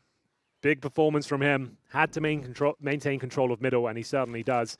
2 big kills. Mopos with a spray down. It's a nice effort from DH here. You think he maybe does something with this. That's the kill. You start thinking this is interesting, but good positioning here from Soul as he managed to get the double kill. This is such a powerful position. It really is, isn't it? Especially the M4 as well. The silenced M4. Very difficult to spot them. You have no real sound cue as to where they're coming from. But there we go. Lead. They are indeed. But again, the money's still good. So ENCE, even without getting onto the side there, have got the opening kill with some biases up. They managed to get a B at the previous round as well. It's Mopos again. And you know he's going to attempt a lot of these aggressive positions. You know he's going to try and get involved in a lot of opening duels. Recent months have not been kind to him. Let's put Movistar Riders in a tough spot for round 24. ENCE looking to tie up the play. got the apartments. They're not really going anywhere, but Movistar Riders are, Henry. I don't know what they've seen that makes them think they can stack 4 players towards B, but they're going for it. They've left A open, and here comes the ENCE full execute into an empty bomb site. Yeah, that's not ideal. Bit of a gamble stack here. We talked about this in the first half. You're a man down. You just have to accept your fate if they go towards the other bomb site. They've confirmed it's not going to be B. They've actually pushed all the way down, so this is not ideal. But safe call. It's going to be one of those rounds where, yeah, just to save the weapon and can't really justify much else. So you got to gamble responsibly. You end up with rounds like this. Well, at least they'll have a good buy next round. But you have just conceded the lead already. It's back to 12-12. We're all even again. And ENCE can't believe their luck. Yeah, just one pick from some Pius there. Towards Banana at the start of the round. Waltz into the A bomb site, no one there. Well, thank you very much. We'll take that all day long. The story yesterday, I think one of the lines you used were Movistar Riders are not playing Team Spirit at the moment. They're playing themselves. Right. And ENCE just sat back and let Movistar Riders get in their own head, and then they made the call to rotate fully to the B bomb site. And ENCE ends up with a free A play. Well, like you said, at least they'll have cash going forward. Only one player going down. A tactical timeout by the looks of things, but Alex certainly discussing the options here. They want to move things around. The only round they've actually picked up so far in the second half was that aggressive play down towards second middle. Can't do that every round, unfortunately. And they are consistently losing these opening picks to Sam Pius, former teammate.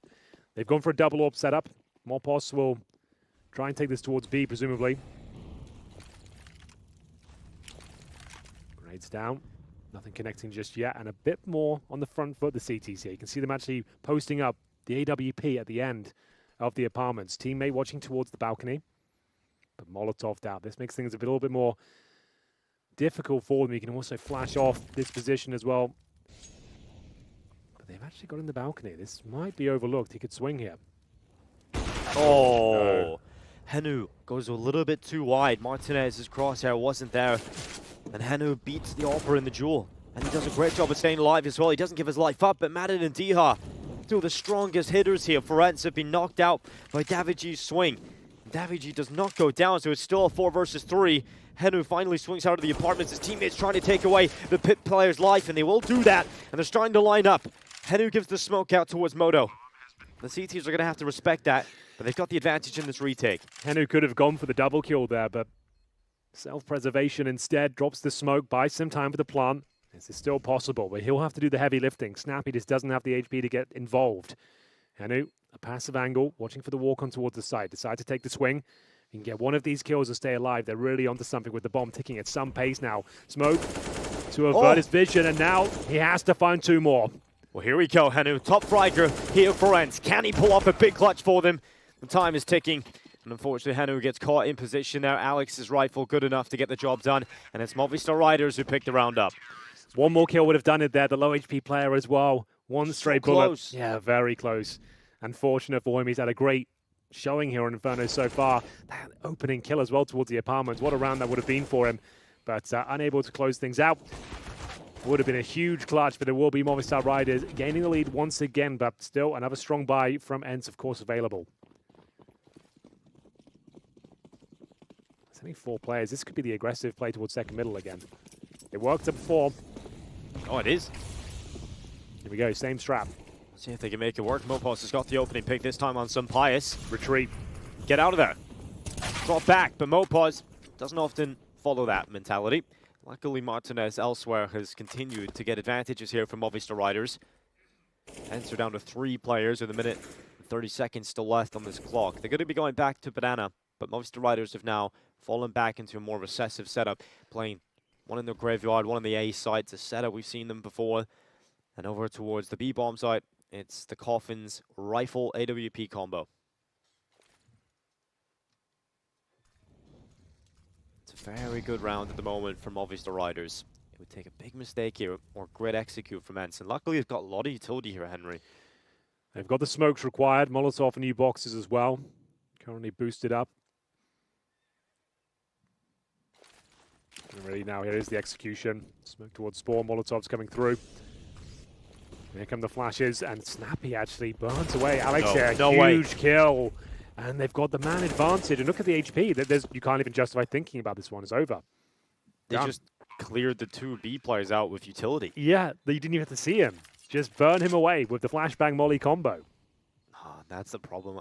I looked at the ENCE utility belt and just seen a lot of you called it. It's just, they're just so good at getting into the B-bomb side here with that util. We've seen it in the early portions of the second half, and now here, this is a round that Movistar Riders will have felt like they should have won. But once again, tied up. Yeah, and this has time overtime written all over it, doesn't it? It does, but they do have $6,000 on Alex. They can drop 1 weapon for Davy as well. Dinko's on the edge of his seat. I am. Nearly on the floor and that far on the edge of it. Not quite as light as I used to be, Henry. Well, some heavy lifting required now from Movistar Riders. They can't seem to find a streak of rounds there on the CT side, but starting to look better. That aggressive play, once again, did yield the opening frag, but it always makes the round a little bit more chaotic. You lost a lot of your default utility to even get that position. And unfortunately, look at that. Snappy burning away Alex. Great utilization. As we will take a tactical pause once again. Movistar Riders do have the cash, as mentioned. They can bring out the AWP. Martinez has been finding valuable opening kills. But the only real aggressive strategy we've seen so far is down towards second middle. We haven't seen them really fight for Banana so far because they keep getting picked off by some Pius. Big round coming up. If ENCE do get this one, they manage to get the lead once again and shatter the finances. So this could be the map in it itself. As we go round number 27, you can see they're fully invested on the CT side. Map's over, in my opinion, if they give this one up and don't save anything. Let's see. Well, the utility is bombarding some Pius at the moment. Doesn't get to help Snappy, and it's really tough for Snappy to feel comfortable here because he's the bomb carrier. And he's solo at the logs. He's going to hope that Molotov doesn't spread to him, and it won't for the time being. Doesn't have to waste the smoke, doesn't have to give away his position. So that's best case scenario here at 4 ENCE. They're actually going up to Banana, and there's another rotate from Movistar Riders. There are 4 players in the A bomb site, and only 1 in B right now. If ENCE just decide to execute into the B site, it might just be job done, and the save call coming in from Movistar Riders. And I could see that happening pretty soon. ENCE aren't the team that really just sit back and wait the whole round. They do like to execute quite quickly if they feel like they've got a chance to do it, and there isn't much utility being used up. Sure, you've just had a resmoke on B. Is that going to be enough to call them to go back? Well, it looks like it. Davy G's in the apartments. He's taking out Henu. There's the execute getting set up now to B. It looks like they were starting to set their lineups up, but Henu, who is top fragging, by the way. Yeah, that's crazy, isn't it? ENCE Academy player, the young Finn. Obviously, ENCE used to be a full Finnish lineup themselves. They're now the Academy team, which kind of flies the Finnish flag. He's done very well this map, 22 and 16. Well, the rotates come back from Movistar Riders. Actually has been a pretty slow round here for ENCE, but now they're thinking about a play in towards A. And Martinez, he's the only player here. The AWP inside of the site. Can he get enough done? First kill is his. Madden's gone. 9 seconds. Bomb loose. And there's really no chance for Sampai's. Not enough time. He'll run away. He gets an AWP, sure. And that's not a bad save, but that's a really important round to win for Movistar Riders. As you said, you lose that, you're probably gone. Absolutely true. It's their pick. They want to be taking this one. And we said that Movistar Riders in this tournament have been great at these fantastic starts and then dropping off, but finally dusting themselves off and looking quite formidable in these last couple. Martinez with AWP connecting over and over again. And they'll have the lead, but as mentioned, and still have cash. It's another very important round, of course. Going the distance here. Oh, Martinez, that's an important kill. Opening frag from Movistar Riders. Mopaz, he's just crazy. He loves aggressive fights. He does, doesn't he? He wants to get stuck in. Full send every round. Madden on Mopaz, two of the most aggressive players. Sucks, Dinko. No, it really does. Madden loves it. Alex looking to try and use it against him, but he ends up going down. Madden running through CT now. Too many mistakes coming in here from Movistar Riders. They find a brilliant opener. Mopaz gives it away. Hold on. Martinez, I thought he was to come back and just pre-fire towards Madden. He might still do it. Madden's just too quick. He was ready for it. That's it. Oh, that's so frustrating. You get an opening kill. Then you make a mistake. You push down Banana. Mopaz is pressured by the Molotov. And then the smoke was not good from Alex. Not good, it was terrible. Yeah, terrible is probably the better word. It cost them the round because you don't know they can walk through with such a clean gap, and you might even have a bit of a one-way there as well. Movistar Riders really do play themselves at times. Well, there we go. We're all tied up yet again. And they got the opening pick there as well. Martinez opened things up with the AWP. You'd think that'd be enough, but apparently not.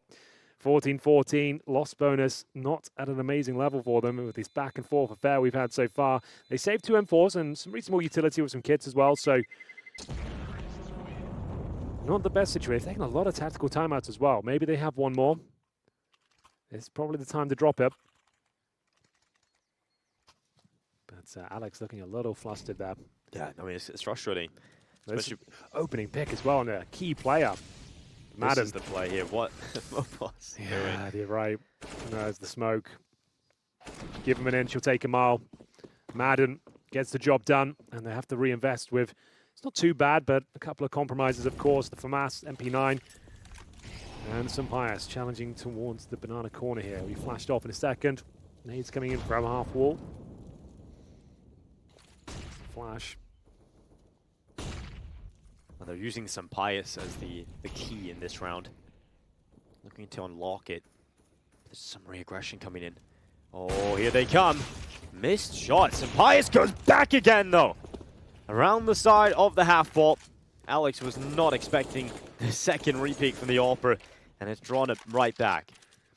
Significant advantage here for ENCE, considering the firepower available on the CT side, and now spread thin. 4 players can attack a single bomb site here, and it's just Mopos who is alone. He has an MP9 to defend B.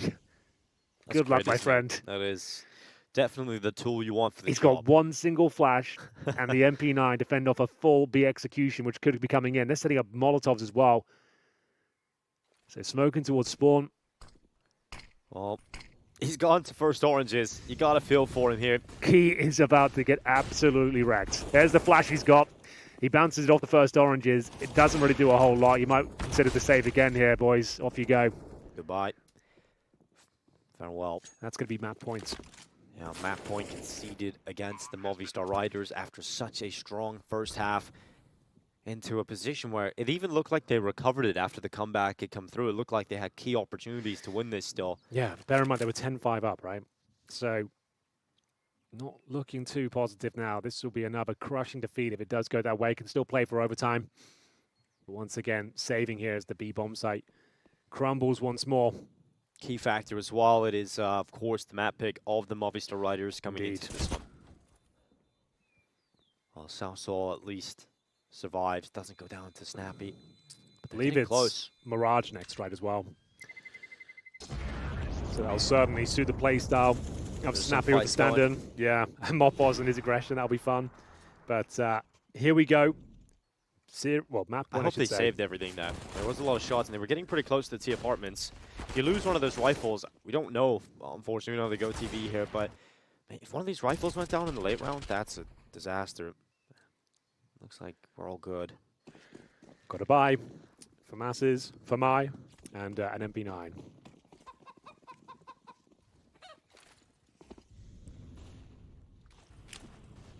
Flash is about to go up into Banana.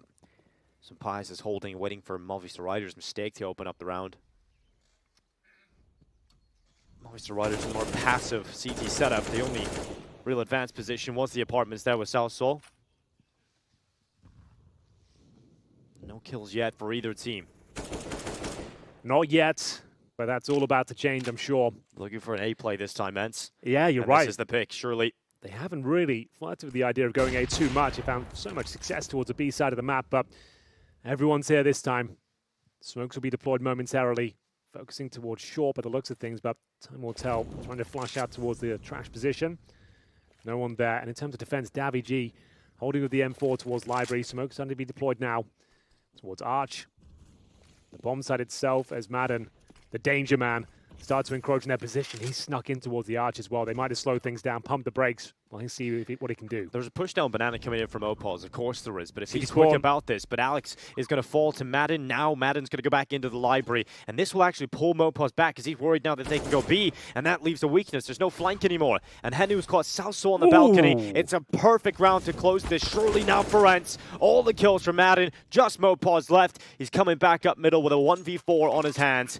He'll grab an AK along the way, but this is about to be full capitulation for the Movistar Riders. A 10-5 half in the lead, but it's ENCE who will claw their way back and take another map win over the Movistar Riders. Well, the Movistar form continues. Amazing starts and then crumbling slowly but surely until the map falls apart. Their pick. And you have to say, after having a 10-5 first half, we thought it was in the bag, but apparently not. ENCE with the stand-in, who top frags as well. Henu looked incredible. He was getting double kill after double kill and showing great discipline as well. Fantastic showing from them. Mirage next. I think the 2-0 could be on the cards at Dinko. I think so as well. You know, we're looking at Madden making some key plays here on the T side. Henu's performance absolutely incredible. And for the Movistar Riders, at least they're consistent. Not the kind of consistency that you want, though, unfortunately. But I'm looking forward to, you know, heading into the second map of play, seeing if Movistar Riders can get that lead again and let it all slip, or will they close it and send us to map 3? Well, we're going to find out. Lost a breakdown here in Inferno, and that's for the desk to do. First things first, I need to fix a mistake, a desperate mistake I made earlier where we all had some nicknames starting off this best of 3, and Henry G was quite frustrated and angry that I hadn't produced a nickname for him and Dinko. Firstly, I would like to issue a public apology. Now that that's out of the way, quick brainstorm. Dinko, we have one already. It's Dinkums. All right, let's get it trending in the chat. Hashtag Dinkums. Henry G. Well, we actually also have one behind the scenes, and I guess we can say it on air. It's G Money. And for whatever reason that is, you guys will have to find out some other way. All right, let's talk Counter-Strike, everybody. ENCE, Movistar Riders, first map down. Look, I think our caster said it pretty well. You know, Movistar got off to a good lead, and it was close, but it just wasn't enough. ENCE clawed their way back and made it work. Yeah, well, I thought that first half from Movistar was excellent. I thought they looked brilliant. I thought they were making a lot of good decisions. They were pushing ENCE all over the map. They were the proactive team. They were the one forcing ENCE always to play reactive Counter-Strike. And it's almost bizarre when they flipped the script and they went on to the defense that they suddenly started playing so passive, giving ENCE the entire map and showing none of the decisiveness that they did in that first half to gain the lead in the first place. Yeah, they took a lot of risks on their CT side as well. A lot of like gamble stacks taking place at the start of those rounds that weren't necessarily working out, and I think that fully Snappy capitalized on that with his calling. He was able to identify a lot of those weaknesses, and then you add another little extra element, and Henu playing very well in that apartment slurk. He was able to gather a lot of information, find a lot of big kills, and it was such an influential factor in ENCE getting back into this one. I'm pretty certain at one point we were talking about T-sides for ENCE and how they could go with Henu here at CCT, and that was a brilliant T-side. What were the main factors that made that T-side so successful for ENCE? I think they played fairly simple Counter-Strike. They had a lot of rounds where they were just playing the defaults, and they got a lot of openings or a lot of space, and it was quite easy for Snappy to make decisions. So, to be brutally honest, I don't think Movistar made it too difficult for ENCE to, you know, make the hard choices. Alan, in that sense, are you saying that it was more on Movistar just not playing the CT-sided CS that they should have?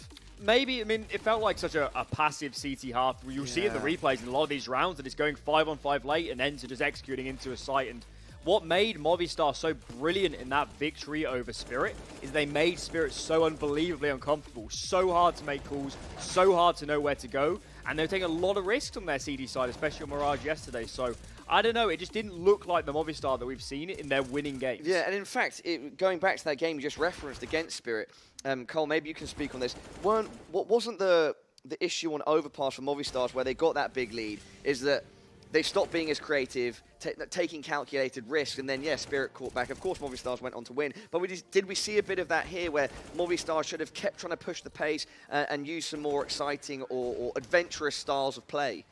Yeah, I think that we've seen the trademark here of Movistar Riders have these really good leads, but once they finally get shut down, you can kind of see the way that they play and the risks that they were taking that actually worked out completely crumble. They completely stopped trusting in the game plan that was getting them all of these rounds, and once you start to do that, once you start to lose faith in that, I think that completely disrupts them. Something we have to point out here, since the scoreboard is up on screen, Movistar on the left, ENCE on the right.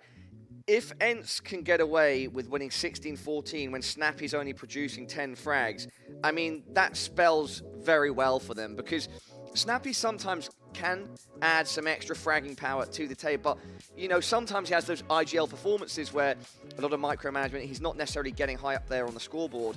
And in this case, that's what's happened, and they've managed to get that victory, so perhaps they don't even need all of the parts coming together here perfectly to take map number 2 as well, Alan. And look at it on the manner that they had a sensational T side to close out the map. You got to believe a lot of that's off the back of Snappy making decisions and cooling, and he's rarely in a position to get a lot of frags. I do think actually on that CT half, him and Madden had a bit of a shocker over towards B. They were losing a lot of rounds, and it was really starting to tumble away from them. So maybe as an individual, Snappy wasn't all there, but when the script flipped, when they got on that offense, I do think he did call a really sensational T side. Even if maybe Movistar didn't make it ultra difficult, he did capitalize upon those gaps and really make it work. Yeah, he called a great T side there, and then I think Henu as well really made up for it, right? If Henu can, you know, he doesn't even need to. Is that his first top of the table here? I feel like it is. It's the first one that I've seen, and if he can just deliver those numbers, he doesn't have to even top frag.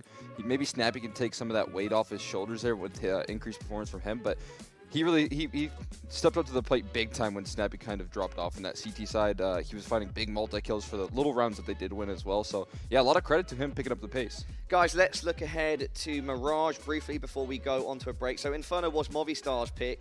ENCE on their pick of Mirage. Are they just going to continue the form here? I mean, could it even be more accelerated? It's not going to be as close. I mean, we thought that going into the Spirit match. We thought this is an absolute done deal on Mirage. Movistar had lost 4 maps in a row, and they hadn't really been that competitive with teams quite far below this sort of level. So before that Spirit game, I'd say absolutely this is an ENCE slam dunk. I can't really see a world where they lose Mirage. But that Spirit game was actually decisive. I like that. They looked brilliant. That was the best Counter-Strike they have played since the Cologne semi-final. So perhaps then, if we're taking what Alan's saying, Cole, do you think there's a chance here that Movistar can bounce back based on what we saw yesterday? Yeah, we just need to see them play like they did versus Spirit, right? They were very proactive. They didn't lose that confidence that won them that game, won them that series overall. They never let go of the gas. Those T-sides were absolutely flawless, and if they can bring that energy, I think Movistar could take this to a third, but outside of that, if they play like they just did on Inferno CTs, they're not going to do too well in the series.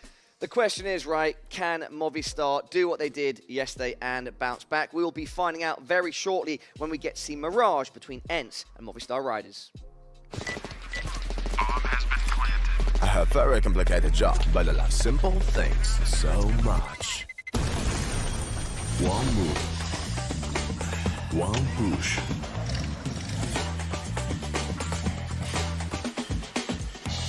One touch.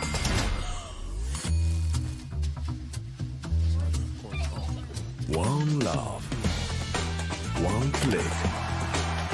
One XBet.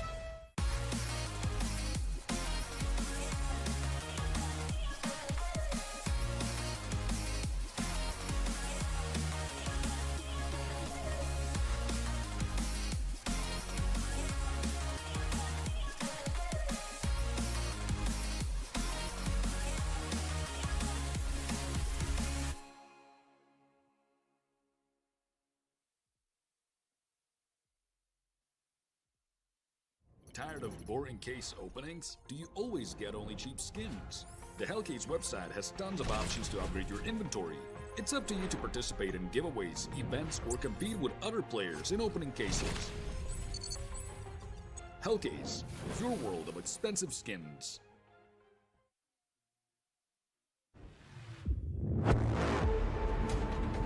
And let's introduce our second guest, Regali, formerly of Game Agents or Fnatic Rising, now playing in Copenhagen Flames, absolutely tearing up the scene right now. They've been playing super well. They've won some of our tournaments.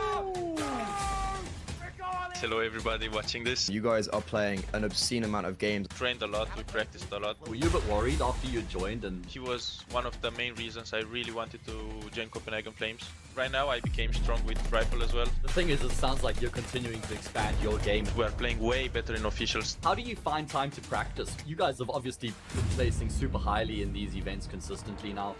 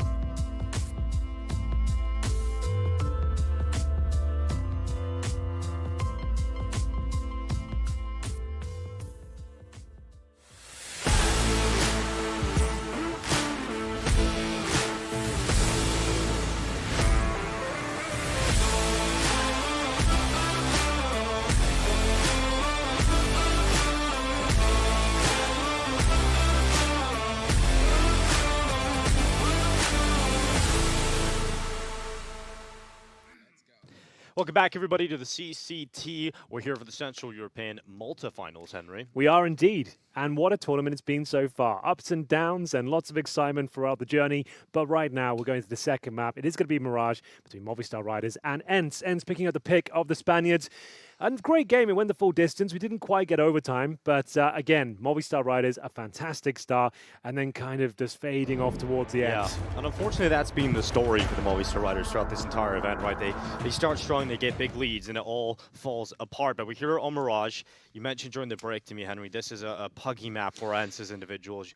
Should be able to take over. Yeah, that's why they picked it, and it makes a lot of sense in that regard. We'll have a look at their buy and see if we can work out where they might be heading. No utility whatsoever. The ultimate pug set up 5 tanks, rush middle, and rush connector, it seems. Let's go. Let's say they continue this rush all the way through. It's rush hour here, and Alex has come through with the first kill. So he's taking a bit of the sting out of this play, and it's all coming crumbling down for ENCE. The bomb's inside of the connector, and they haven't really made ground through it. They have to try and get that bomb back, and MOPOS is at top middle already. The P2000, a rare sight these days, but has found a headshot from top mid. Yeah, I've never commentated that strat before. That was a sick strat. 5 sets of Kevlar, rush middle, and don't find a kill. Yeah, kind of fell apart there. Interesting. It's definitely a snappy style call, that's for sure. One that doesn't work out for him. And bouncing back, another strong star here for the Movistar Riders. Alex more than ready for this one. Gets in the ticket booth, spraying them down here with the USPs. Lovely accuracy from every shot here on the CT side. And there's actually going to be a force buy on the second. We discussed this yesterday. Normally taking the full eco on the second if you don't get the bomb planted, but going against the grain here. Tech 9s, Deagles, 1 scout. Not as strong as they gets across the board. And speaking of not as strong, that smoke doesn't quite hit the mark either. That shot certainly does, though. Nice work from Snappy. Will be taken down as the push comes in towards the B apartments. Man advantage for the CTs now. Movistar Riders being tested all over the map right now. Martinez holds his nerve, though. M4A4 in hand. Spots one player towards the Palace and gets the information towards Tetris as well.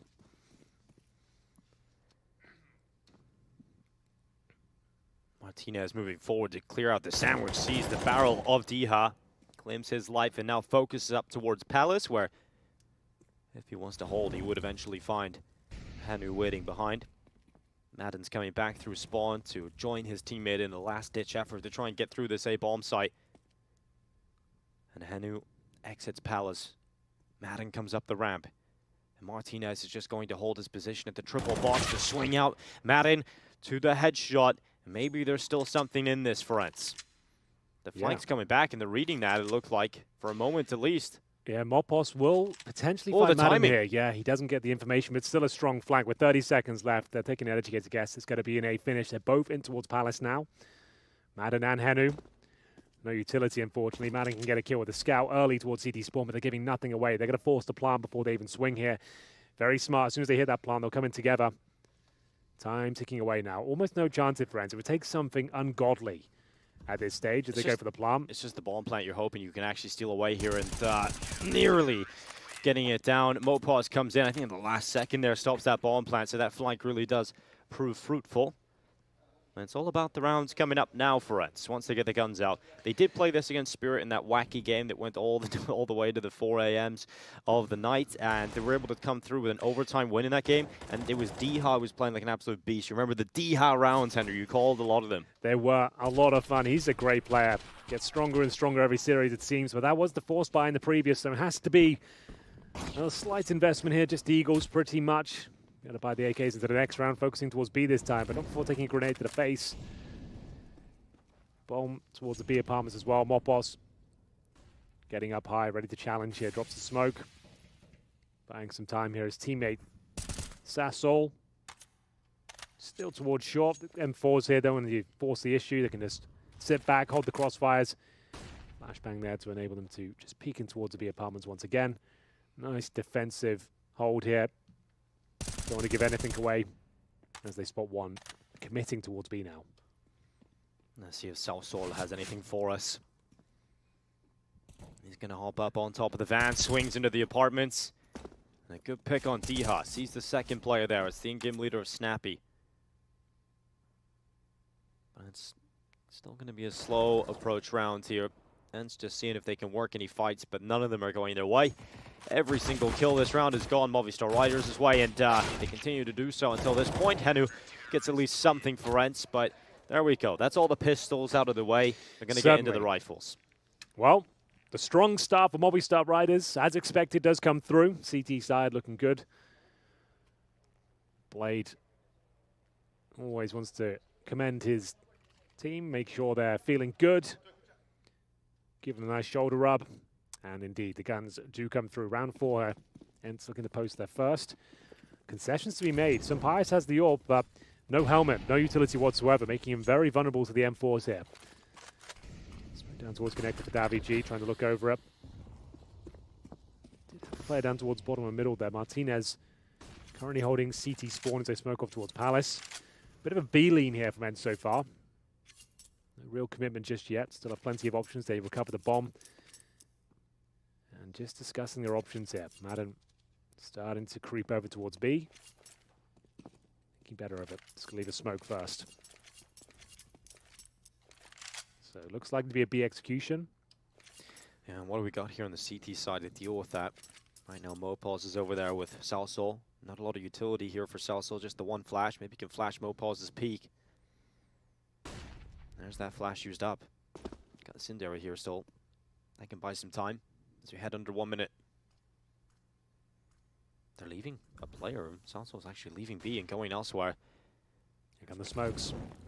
I should call him back, but he's now just left Mopaz all alone, and he's gone. Diha just cracks his skull right open.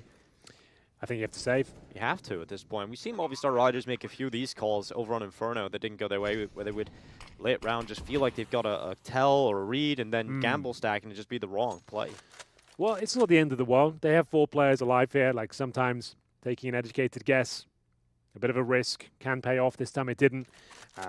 Excellent entry there from Diha. If it's an equal trade, they go 1 for 1, maybe they consider coming back in before the bomb goes down. But when it's so clean like that, the smokes are deployed. Very unlikely you get a retake here. Might as well hold on to your finances. Money is very strong there, but they want to maintain that. But there it is. ENCE picking up their first round with 5 players surviving. Well, the current meta of Counter-Strike does see a lot of CT gambles. I think Heroic really brought that to light. But the way that works is they're very aggressive all the time. They find information. There's always a move. There's always a flash peek or a play, gathering info consistently through the round, and yet that's why Cadian's able to call a lot of these gamble stacks quite consistently. There wasn't a lot of info picked up at all in that round. The only sort of information play we've seen was the flash peek into the apartments. We've seen nothing. I guess that's all the info they had, so they decided, okay, haven't seen anything towards B. Let's just make the call to gamble in towards the, say, bomb site, and it doesn't work out for them. But here we go. Like you said, not the end of the world. They kept 4 players up, lots of money, lots of weapons still available. And Madden, he's coming out towards top mid quite swiftly.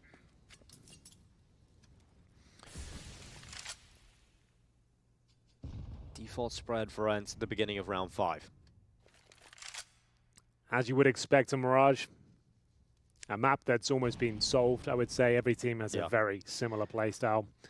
But I think it also, but I think it also has a lot of different ways of playing it if you want to. There's lots of cool moves you can go with.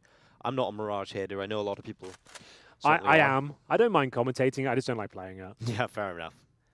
You do gabs. You know, sometimes you just get absolutely wrecked. It's just because it's like some people just play Mirage only. Yeah, Mirage only. On my face in. It's just like it's the new Dust too. It's exhausting. Yeah.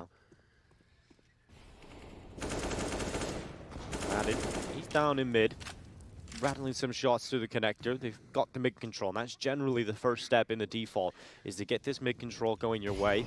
Right. And Molotov up into window, and they've got a lot of control here, ENCE, but 45 seconds. Oh. That's not the start they want. No, certainly not. Maiden will be committing towards the flames there. And he pushed from short as well. This is stifling. It's a 3-on-3, but not comfortable at all for ENCE here. Sasso might be considering jumping in the smoke as well, but here's the reload. Knows at least one is in there. Cognizant of the fact that they could boost up in towards window. 20 seconds remaining. Time is of the essence here for ENCE. They'll commit. Guaranteed frag, make it a double. That's excellent work with the silenced M4. Sasso stepping up. Round guarantee, looking for the triple, and he'll get it as well. What a great round from him. Really excellent round there, and that's going to extend the lead 4-1. Never really in doubt that superb hold towards the connector. ENCE couldn't really do anything about that. Got very awkward at this point. The Molotov gets dropped by the man on your screen right here. There it goes. And Maiden He gets the kill, but takes so much damage on Roop. Sets up this double kill quite nicely. Another good start here from Movistar Riders, 4-1. Yeah, you're right. Martinez looks confident here. Looking for any mid-cross towards the boxes. Another default spread, 5 AKs, 4 ENCE. And round 6. Decent utility, waiting for any CT aggression. We haven't seen a ton of it, but Martinez is pushing towards top and middle. Maiden, you can see, holds back, aware of this possibility. And Martinez tucks himself in towards Delpan on the CT side. Pretty interesting position. Yeah, you're not coming out expecting this, are you? You will see him, but probably a little bit too late. Snappy. And he's going to close apartments. And that deep Molotov needs to be aware that possibly could have been a player pushing. He doesn't want to really see it through, and it seems like ENCE are going to be finishing on this A bomb site. Snappy leaving B, going back towards T spawn. Plenty of utility available here. They've just re-smoked Palace on the CT side. Watch out for the AWP. Yeah, this is the play that Martinez very patiently holds the whole round. Snappy, again, falling in mid. They're trying to A-split this, ENCE. They only have one player in middle, and so it has to be all about the play out ramp. And Martinez gets back in time, hits the shot on Diha, and this round, it's a bit of a slow whimper out now for ENCE. Excellent work from the sniper there. Carries them through this round. 5 versus 3, 25 seconds. Should be another kill here for the Movistar Riders, courtesy of Alex. And just 2 remain. Fire pulls one back, and Henu jumps into the round as well. Looked interesting for a second, but just 1 player remains. Not for long. Movistar Riders starting to stretch their legs now. Another great start here. Looking comfortable on the second map. Their opponent's pick of Mirage. Sounds calm over there as well. Excellent position here for Martinez. Reads the situation very well. Gets blind here as well, Dinko, and nails the shot. Alex, nice positioning. And very convincing round, I have to say. Yeah, they decided very late into the round to go for the A split, and in the previous round, their default, they did get mid control. They didn't have it that round. Just think how early Martinez got in towards Delpan and held that position pretty much the entire round. And then ENCE in the late round, when the pressure's starting to get on because the time's starting to run low, you have to kind of run out mid. There's no flash, really. Martinez just gets away with it. And ENCE can't get the A split, so it just whimpers out. Tactical timeout taken for ENCE. Got to deal with this Movistar Riders. Strong start on the CT side now. It's been a big story for Movistar Riders throughout this competition about how poor their form has been coming into the event. They hadn't picked up a best-of-3 win since November. They had a 3-21 record in terms of wins-lost since Pius' departure. But back to land. They've got a win under their belt. They've got some big wins under their belt so far, you know, eliminating the top team in the event. Team spirit, right. And now they've got a chance to take down their ex-teammate in a best-of-3 fashion. Well, a lot of work to do before they get there after conceding the first map. They're looking much better here on Mirage. Convincing performance so far, but a lot of CS to be played. For now, pretty much an eco for ENCE. A bit of a partial buy. A few players coming in with the Kevlar as well, but a few bits of utility. We'll see where they end up. Looking for that B apartments control once again. A B split by the looks of things, trying to molly off to connector. Smoke is already down, so they'll be fine to cross over. And it will be the B attack here. Mopos looking to mow them down. Nails that first shot. Falls back to more defensive position. Looks like he's guaranteed the round already. They know exactly where they're coming next. Not really packing a punch here with the little pistols. The M4 is going to mow them down. Mopos with the double. Almost the Riders extend again. But we're going to see ENCE come into rifles. Now we're going to see them come into some money. And as you said, very composed comms over on the Movistar Riders side at the moment. Yeah, I guess they've done a lot of yelling this tournament. Hasn't necessarily worked out for them, so just keep things a little bit quieter. Let's just focus on the rounds instead of the screams. I guess you have to remember as well, this one's a little bit personal with some Pius on the opposing team as well, their star sniper. Just want to focus on getting that victory now, as we'll see. A little bit of damage at the stop, but very fast-paced here. Up towards the ladder room already. Madden is not wasting any time whatsoever. Mopos, he can hear him, he detects it. Waits the last possible moment to throw that smoke to get the most use time out of it. Seems to be aware of the possibility of Madden's spot. Trying to use this smoke now. It's a bit of a one-way.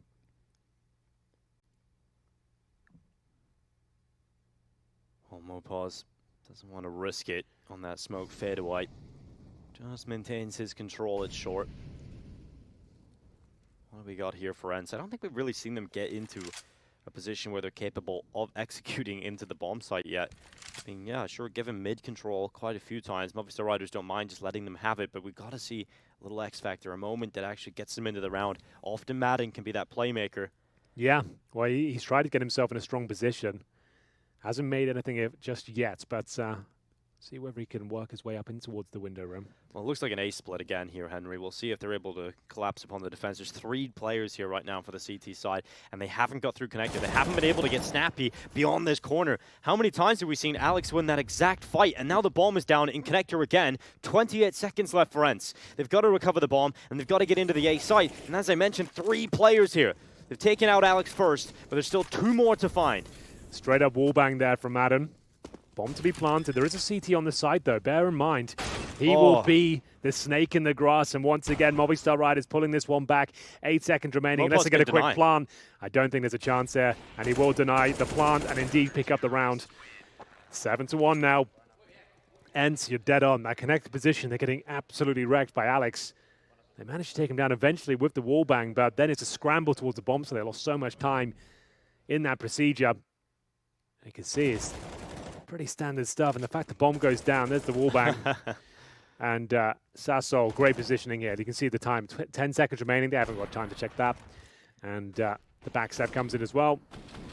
I like the Movistar Riders have actually just employed this really passive CT setup. They're actually letting ENCE play themselves, which is something that ENCE were doing to Movistar Riders on Inferno. It's working really well. Movistar Riders not offering themselves up. They're fine to give mid away.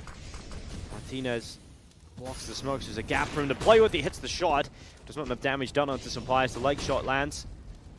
And ENCE try to burst out into A. They haven't got a bomb plant in a very long time, but this looks like the first time in a long time they're going to get this bomb down. But the problem is they don't have the rifles here. It is still Tech 9s and a Mac 10, but there's still a chance to somehow turn this their way. Best chance ENCE have had in a while. The bomb is planted. They're up close and personal, but leaping into the warm embrace of Alex there. They're losing manpower by the second, down to 3 versus 2. But yeah, he does have the AK. Some pies in towards the sandwich, but will have to take a massive bite out of the defense here if he's going to stand a chance. The bomb ticking at some pace, can't find the shot. Alex will drop him, and there we go. Yet another round for Movistar Riders. Sure, it's close, but even without the kit, they are defusing this one, no problem. So 3 players survive as well. And you can see they're quite composed. There's no yelling, no screaming, no one's standing up. I think they realize, guys, we've had 10, we've had 13 rounds at times. It's never enough. Exactly, yeah. But it's like, right, let's just save the energy, focus on the task at hand. The yelling can come after when we win. Yeah, exactly. Well, there's Martinez having a great game here on Mirage on the CT side. And yeah, struggling at the moment on this T side to find any way into the bomb sites in the rifle rounds. Okay, they're playing the default, sure, but it's maybe a little bit too slow, a little bit too tentative. They have the individual firepower to break through. Madden is getting into some great positions. You mentioned that in the last gun round that they had. They got him into the ladder room. It's a strong spot, but he didn't really make any play with it. But they were aware of it. It's not like he was a secret agent. They had no idea. They heard him very audibly getting towards that position. They smoked him off, naded him, and just ran the timer down once again. It's a pretty difficult position once you've been found out. If you had the element of surprise, it's a different story. But here we go. Maybe a double orb setup is on the cards here. Martinez and Mopos. Once again, we saw that duo on Inferno. Very close game, but couldn't quite close it out. It's a nice time to change things up as well, just as they're trying to fill you out. They're actually going to be deploying the turrets-style orbs in towards the B apartments, courtesy of Mopos. And this nade could be brutal if he times it well. Here it comes. Devastating, and around the corner. Ooh, that stings. Right in the middle of the triangle. 100 damage. That's great. Well, Madden to slip through connector. Alex has been the gatekeeper, the god of the connector. He looks like he's up for it again. He hasn't fallen back, is he? Fancies the fight. And there's Davi G opening things up. Snappy's having a real rough time. 1 and 9. They've lost the connector fight again. Alex getting peppered from Palace, but still stands strong, has teammates covering him off now, and you cannot get through. Call Alex Gandalf right now, because they're not passing. Absolute lockdown. That's a reference you Domination. might not get because you don't watch a lot of the rinks. I've seen the first one. It's just a bit long, wasn't it? The attention span. Yeah. Henry. I remember I watched it in the cinema when it first came out. I must have been 12. I just remember sitting there. Okay, at least it's over now, like the 2-hour mark. Nope, still going to be doing whatever it was for another hour and a half. A whole new story now, a whole new chapter. I was like, bloody hell, this is going on. But they're taking the Hobbits to Isengard. Round 11. 9-1. Isn't the director's cut like even longer, like 4.5 or something? Yeah, that ain't for me. Wow.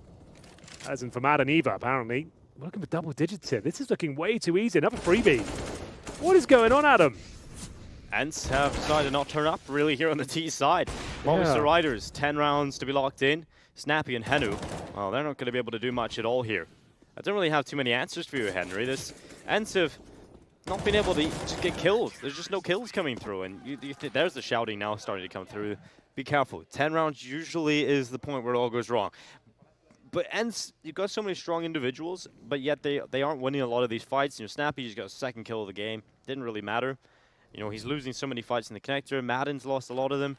Martinez has just been doing whatever he wants, walking around, getting pick after pick. It's too easy for him. It's just so weird because this should have been an ENCE that come into this, as you were mentioning before the game started. The fact that they've got so many great individuals, tug it out. You've got stand-in, sure, but Snappy's the kind of leader that loves to play with that play style, but not been happening for them. If they can get 4 rounds, this one's still on. But got to get there first. The B execution, I say that. Just going to be a pop in towards the B bomb, so it's getting awkward for Mopos. How is no one dead yet? He actually gets the first frag as well. I have no idea what is going on right now. Well, it doesn't matter in the end because ENCE, they had their opportunity. Mopos was whiffing his lines, but they don't find him. It's 11-1. He misses 2 no-scopes and lives to tell the tale and actually gets a kill afterwards. There we go. There's the yelling. Hello, boys. Are you there? I agree. What the hell was that? Are ENCE playing at this point? And they fell asleep. Like, everyone's jumping out. Look, he missed the nose. He gets blind. Okay, fair enough. He is blind, but still, how does he get away?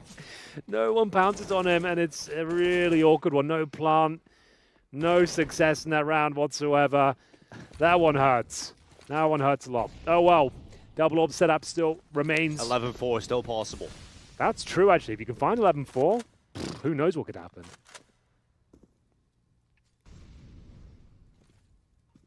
That might be the only thing that can save him right now. The only way is Zonic's way. Here they come. Out mid again. Martinez this time. Scoped in. Snappy could be going down in yet another opening duel. The shot lands, but just to his legs. So he'll crawl for the rest of the round. B split. This is their round. This has to be. They've got 4 players up short. The opening pick. And they got the first kill. CTs will go for this. They've got so much money. There's no saving here. It's coming to the dying state as well. They'll definitely go for it, but it's whether they want to fully commit. Maybe they do now. Opening kill on this retake goes in their favor. Huge scalp as well. Madden will be dropped. Plant towards short. Remember, though, we've got the Martinez AWP as well. Looks like they fancy it. We've got 1 player coming in towards the apartments as well. That's Davy G. Watch out for that flank.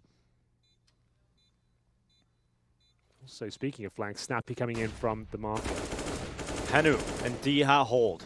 The first wave of retake attempts is crushed, and Snappy in the window catches Martinez falling back. Davy G's up in the apartments. Diha just spotting, making sure this bomb will go off. Davy G trying to catch them, but they turn back. And that's a round where ENCE actually gets some kills, Henry. No default this time. Straight up B split. Had to find that opening kill. They deliver. I'd love to see how that first pick came through, because it was out of nowhere. This would presumably be that moment. Here we go. Diha. Oh. Nearly. Right, he threw a Molotov. We know that much. Yep. It was a great Molotov. Whether that played a factor, who really knows? But the only thing that matters is ENCE have got another round. And indeed, they were very quick. A little change in pace. This is what I like to see. A little bit of speed implemented here for ENCE. Maybe they are going to get this 11-4 half. Obviously, no money issues from Movistar. But ENCE, what is the call here? Smoke goes out towards middle.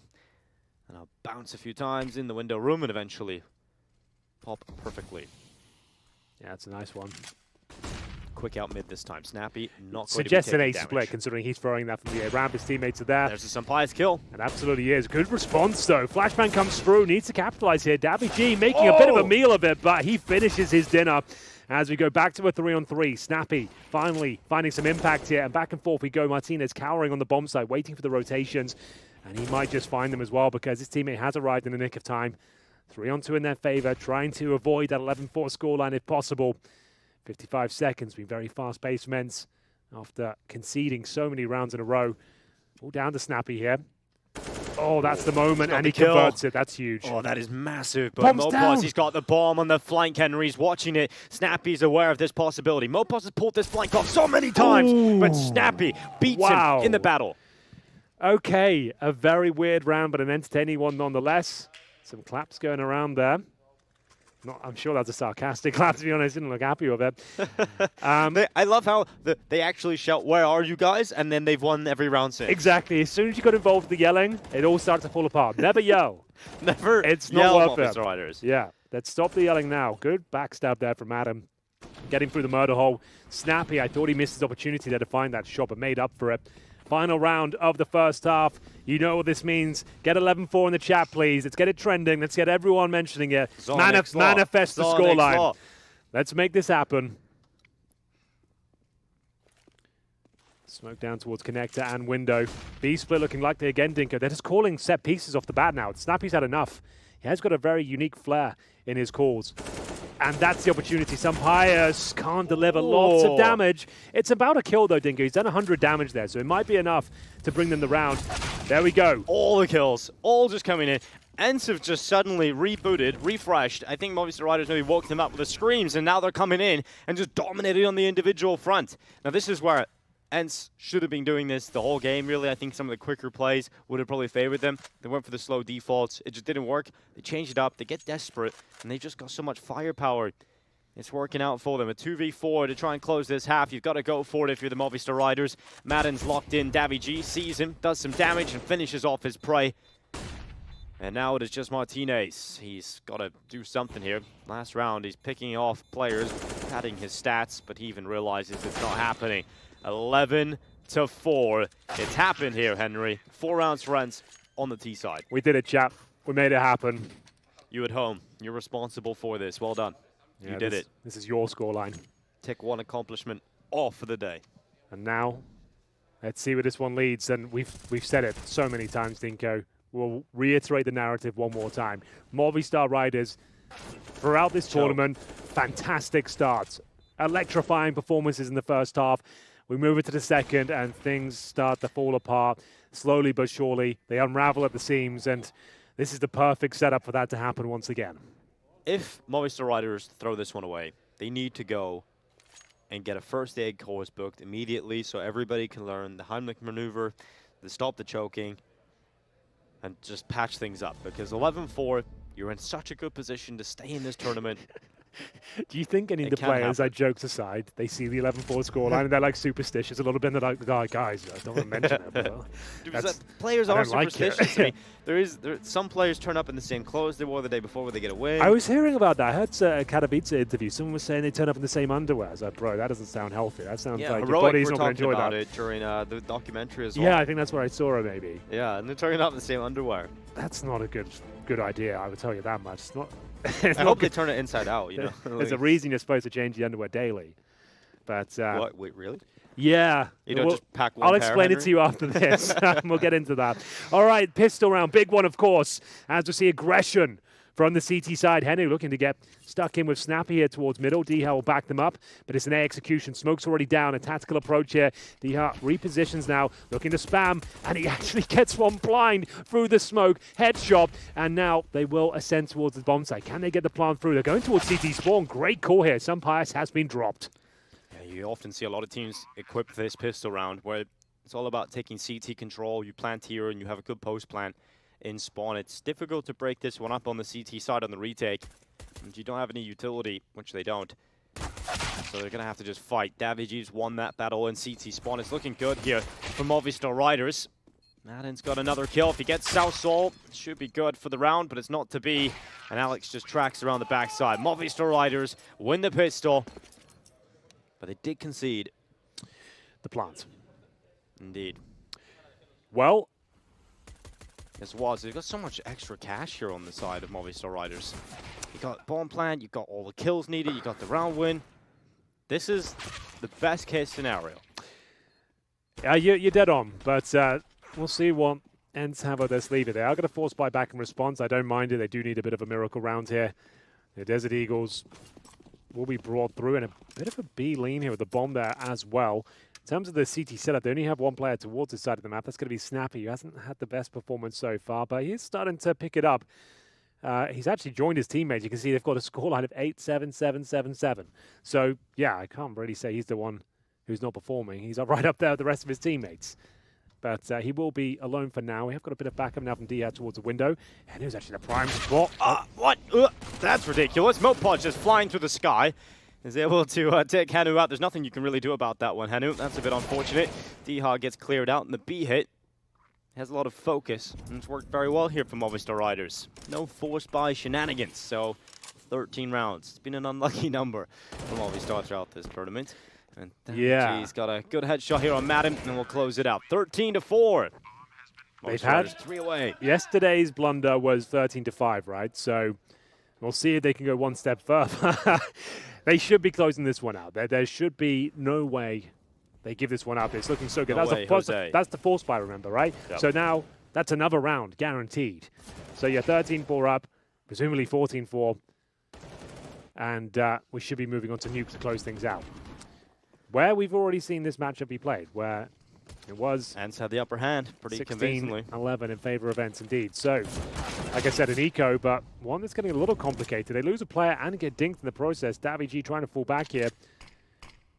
We're not going to see that MAC-10 in towards the underpass, trying to make his way out now. 2 CTs above him, and they're actually finding frags, Dinko. That's the low HP Davy, though. Oh, cheeky. Hanu has big feet. Mopaz doesn't like that. Pops up into the window. And another kill from the MAC-10. Mopaz is just having a field day over the last few rounds. He's really getting the stats going, isn't he? MAC-10 killing everyone. Madden's low on health. He's going to cross over towards the stairs. And Movistar Rider is going to walk into the B side. Just Snappy here for the time being. But Mopaz sends the MAC-10 after him too. No one's safe for Mopaz. And Madden stuck in mid. Surely Mopaz gets him as well. 4K coming up. 14-4, locked in.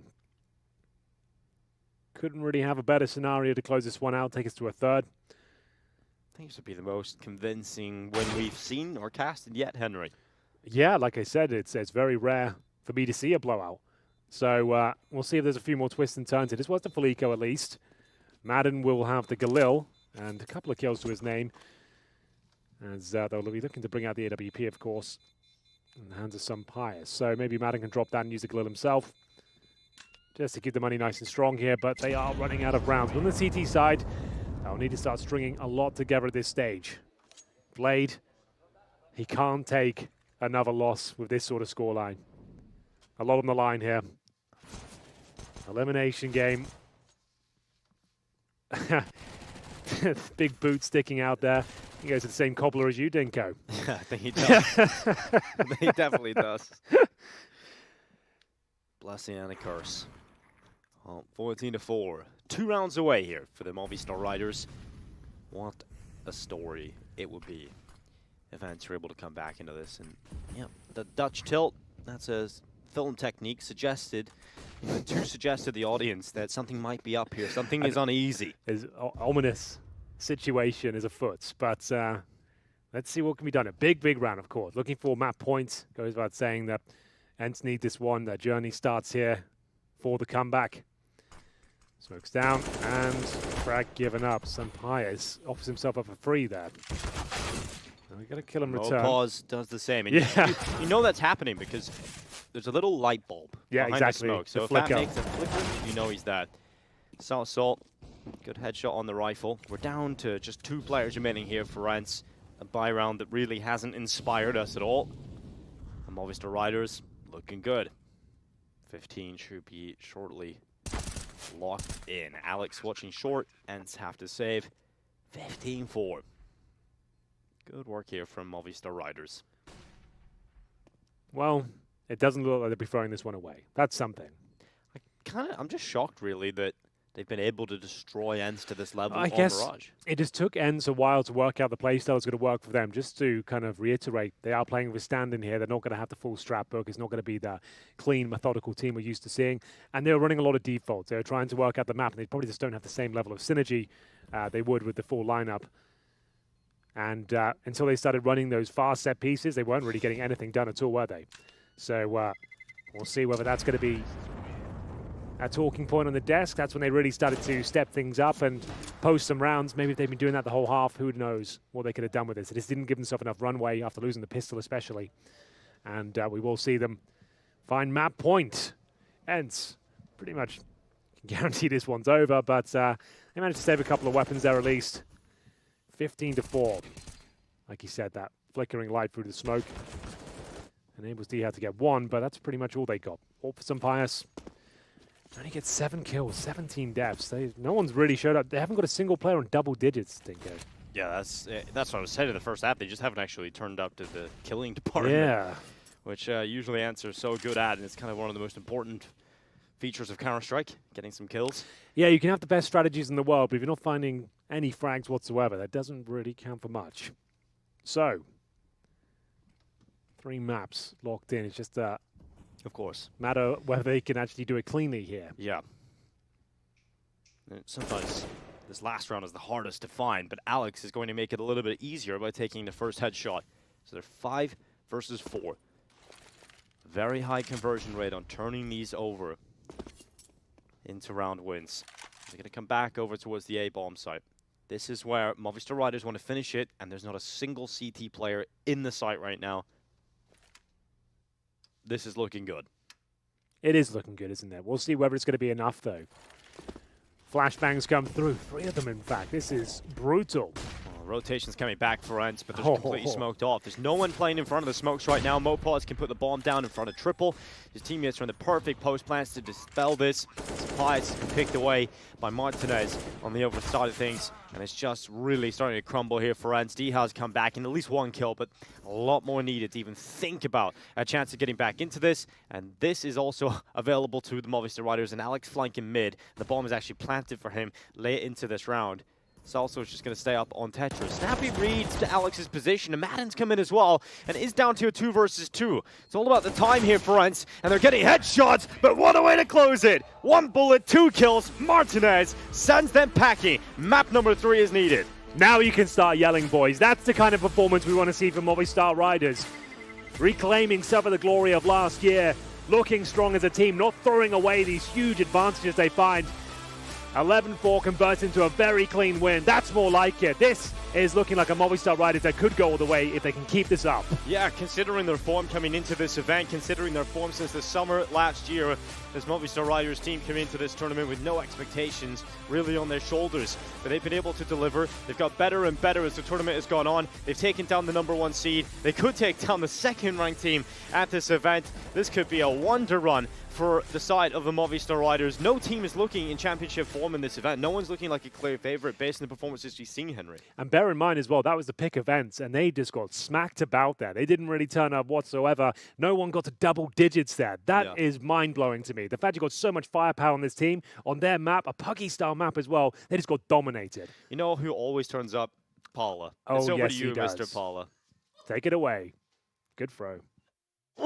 I don't even know how to come in off that, guys. Dinko and Henry, thank you for the fantastic cast, as always. Yeah, just absolute CT dominance there by Movistar, essentially securing them the win. It ended up 16-4. They got 11 of those rounds on that first half. That's probably the most dominant map in this tournament. I think so. That was unbelievably convincing. And the thing is, they've only played Mirage twice this year, and they've won both of them incredibly convincingly. They're both the opponent's map pick, and both here, of course, at CCT. So I don't know what they did over the last 2 or 3 months, but apparently Movistar are just the best team in Mirage in the world now, out of nowhere, after seemingly being so poor in it towards the end of last year. That's what I don't understand right there is why ENCE are picking into that after looking at them, how strong they were coming into that that matchup versus Spirit last night. Movistar, they did the same stuff. I think they even improved on that result yesterday. So maybe they were expecting, that kind of to be a fluke, a one-off victory from Movistar, but they came in with the same energy, the same victory. And yeah, I mean, ENCE just not able to fire back against them. Why weren't they able to fire back, guys? Because we wanted to see more CT aggression or risks coming from Movistar Riders. I don't recall any particular moments where that was necessarily happened. I might have missed them.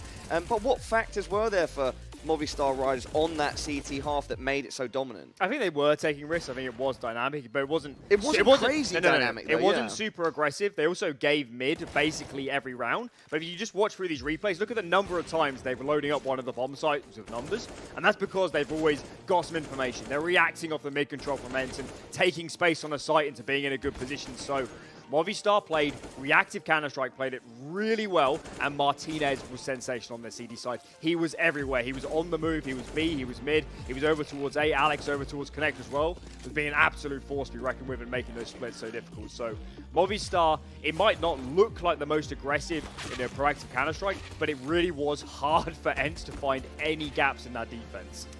It also seemed that just Movistar in fair duels, so where an ENCE player appears on an angle, a Movistar player appears on the same one, that Movistar were just getting the better in those situations. They were landing their shots, ENCE weren't.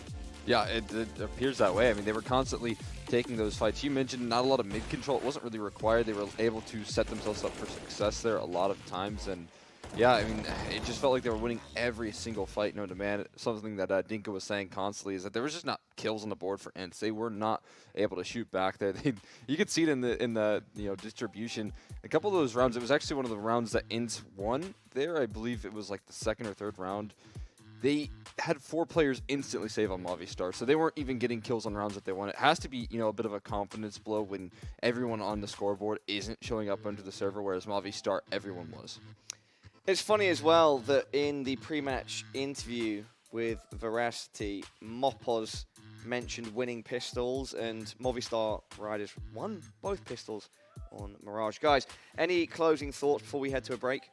No, I'm just actually no. Before cause the break is ready, but forget closing thoughts now. Let's quickly address map number 3. So we're going on to Nuke.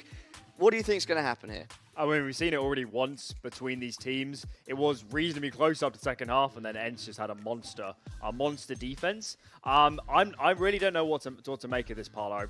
I feel like every time we go into one of these series with Movistar, we think, even if they've shown some signs of life, surely it hasn't been a complete transformation out of nowhere. But based on what I've just seen on Mirage, this is absolutely wide open. Absolutely wide open. If they can play anything close to that sort of Counter-Strike, ENCE are going home, and some of the big favorites are not going to be progressing that far in this tournament.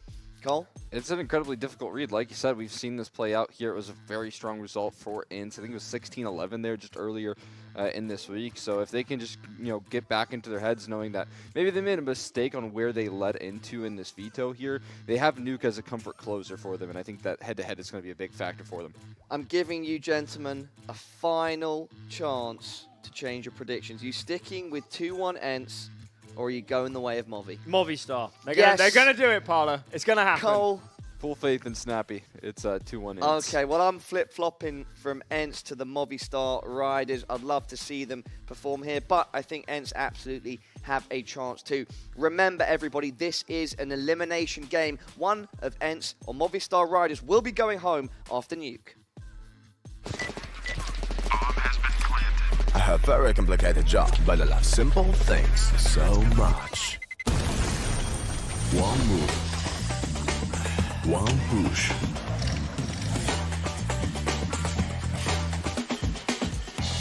One touch.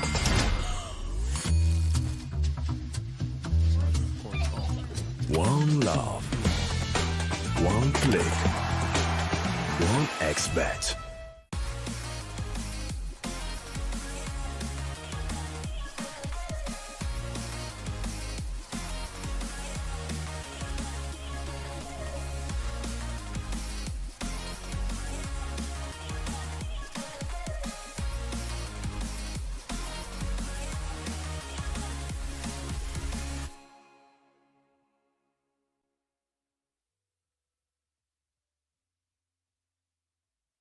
Trying to get the skin of your dream for a long time but can't get it in any way? On our website you have a unique opportunity to get your favorite knife.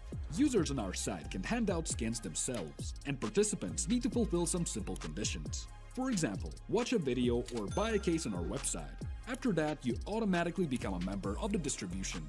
Go to the user giveaways tab and do what you like. Hellcase.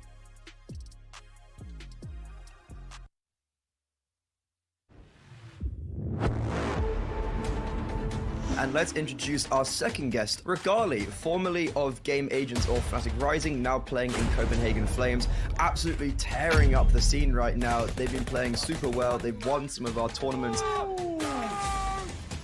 Hello everybody watching this. You guys are playing an obscene amount of games. Trained a lot, we practiced a lot. Were you a bit worried after you joined? And He was one of the main reasons I really wanted to join Copenhagen Flames. Right now I became strong with rifle as well. The thing is, it sounds like you're continuing to expand your game. We are playing way better in officials. How do you find time to practice? You guys have obviously been placing super highly in these events consistently now.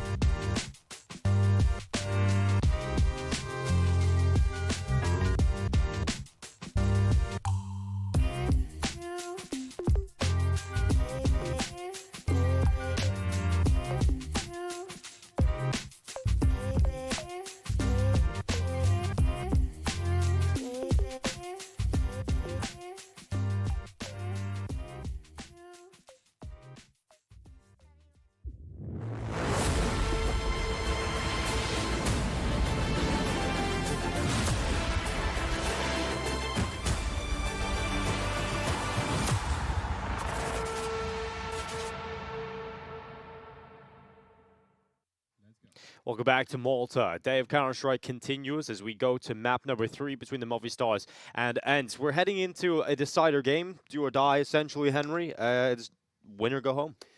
That's a good way of putting it. That summarizes everything quite nicely. It's a map we've already seen, and a match we've seen it before. ENCE managed to take it 16-11 on the first day of the tournament. Can they replicate that success? I'm not so sure. It was a chaotic game. Lots of strange moving parts there. We know Snappy is calling an eccentric version of CSGO right now. Yeah, certainly. I think he's trying to figure out what he can do with the pieces he's got, right? Absolutely. And, you know, you're bringing in Henu to replace Valde, and the reason they removed Valde is because of a playstyle issue. So if you're bringing in someone that plays almost identical to Valde, well, you still got that issue, don't you?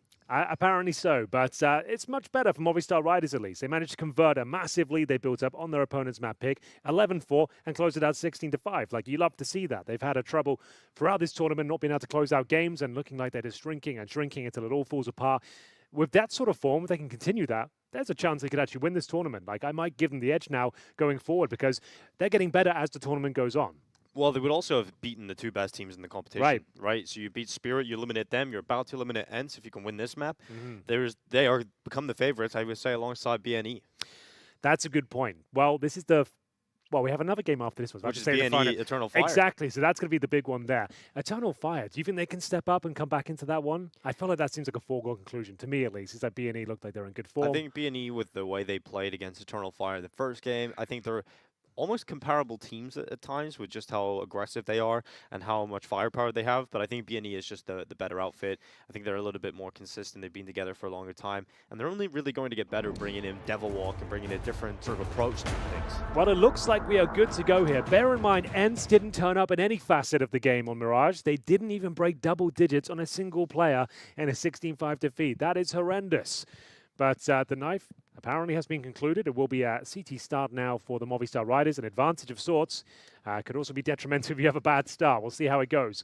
As we send 5 players into towards the lobby for ENCE. They are the favorites, according to 1xBet. As they hold towards the lobby, we'll get the sound in momentarily as we get ready for what could be a very explosive pistol round. Martinez, the player tasked with holding this door explosion. Southsaw comes in. The Dual Berettas have taken the kill, Henry. Give me some Foley sounds. We got the USP out in play too.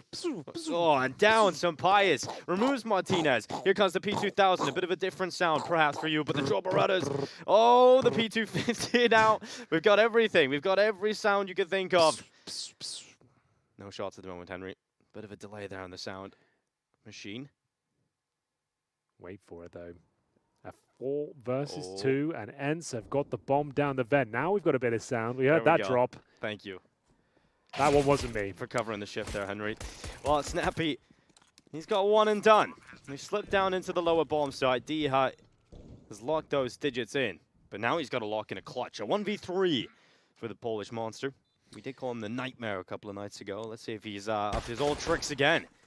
He can be so good in these sort of scenarios, but can't connect the dots this time. It will be Alex closing things off with the dual elites there, and they keep 3 players alive. But that was looking like an impossible situation for ENCE. They managed to get the bomb down at least. So that's success in its own right. We are going to see, presumably, a forced buy into the second after a successful plant there. And we'll see what they've got in mind as we'll get into the second round here. 5 players towards the lobby, trying to limp out towards upper, got absolutely destroyed one by one. We're seeing this pretty much from every team now. The dual elites on top of the hut. It's a bit of a staple of Nuke these days. Yeah, it's definitely a big feature. And I think, given some of the interviews we've had at this event for some content pieces, they've been actually asking, you know, what would you change or what nerf would you see?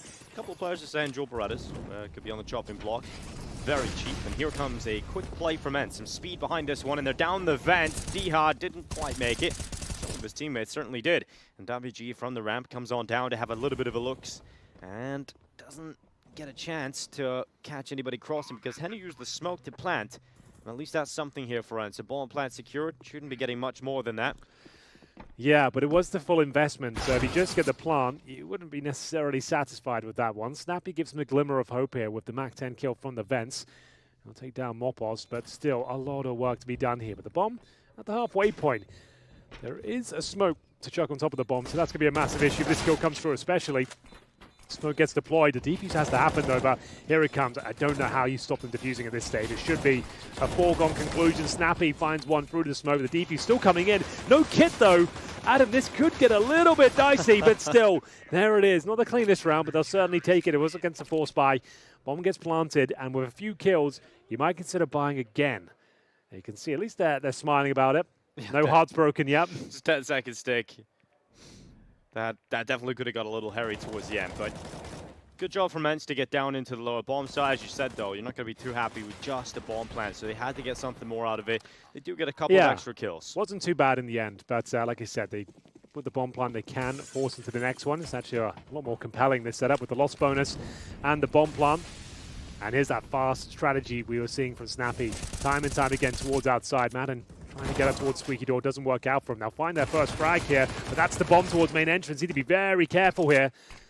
3-on-3 out towards hut. He snuck through. Oh, Hanu is just getting tracked right now by South Soul. He's actually going to back into the hut. South Soul's lost him. He doesn't know. Could he be on the cylinder? Yeah. Has he gone back into the hut? Well, DaviG's going to confirm that he has, in fact, come back into the lobby, and he will take that kill. Now Movistar Riders up a player and pushing towards 3 rounds. The Sun Pious both working towards heaven right now, but taking shots in the back. That should confirm things here. Sun Pious can't do anything about it with such low HP.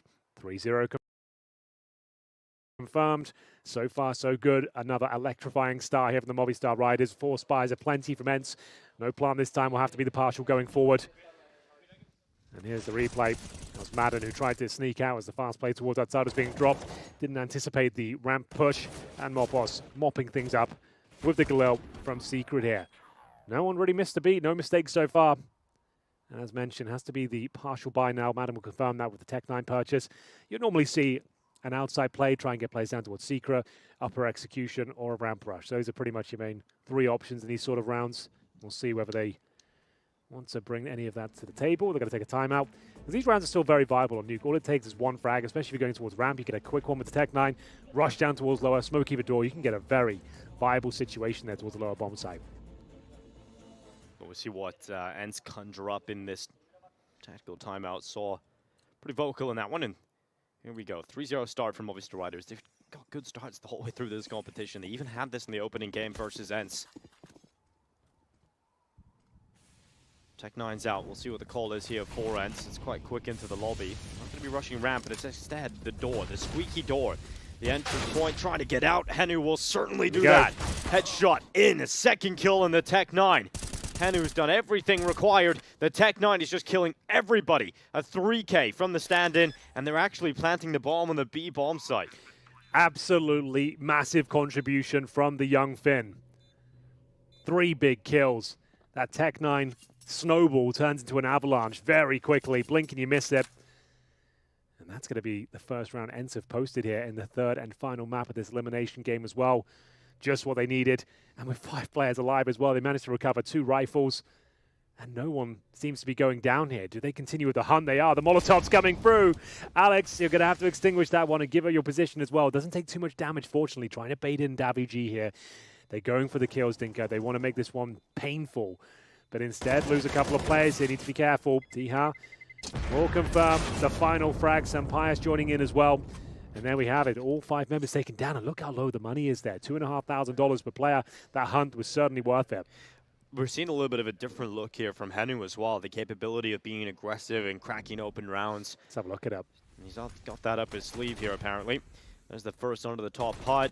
Just also was worried about the hut rush. And then Hanu just stays composed and gets all 3. Movistar Riders maybe make a few mistakes overextending, certainly giving the Tech-9 opportunities.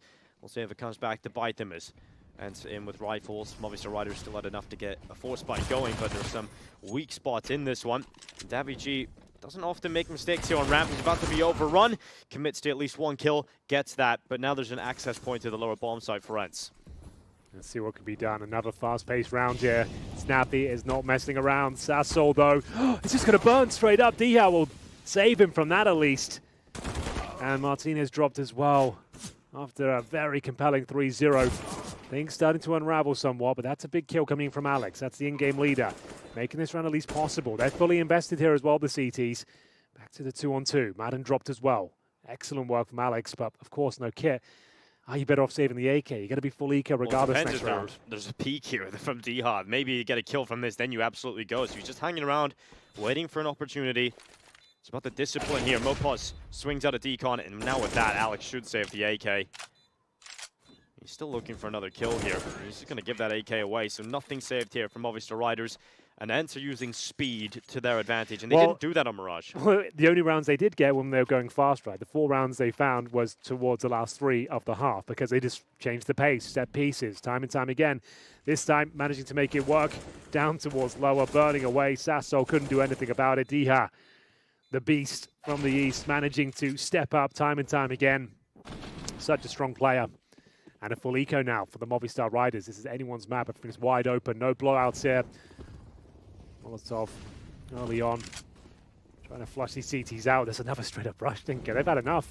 Use the Mac 10s every round and just rush every single time.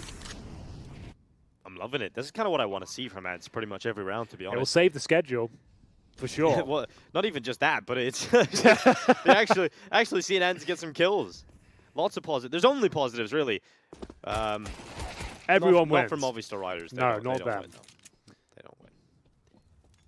But, Movistar Riders at least getting 1 kill here. Snappy's gone off and offered himself up. Gets the information that they're just saving USPs, actually. Just stacking, not wanting to give some money over to the Mac 10s here.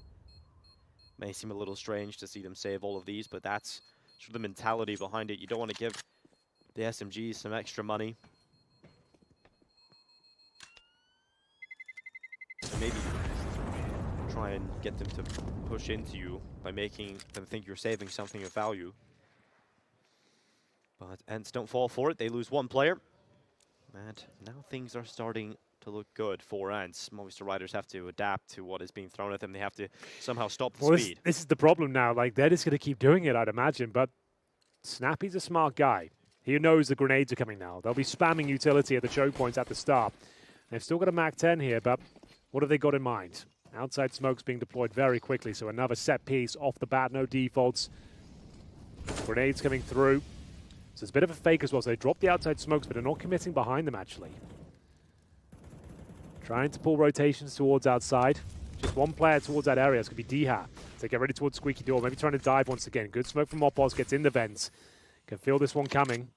He's got the Mac 10 as well, so a close range weapon. Lower has been an issue for them. Going to tuck himself in towards Decon.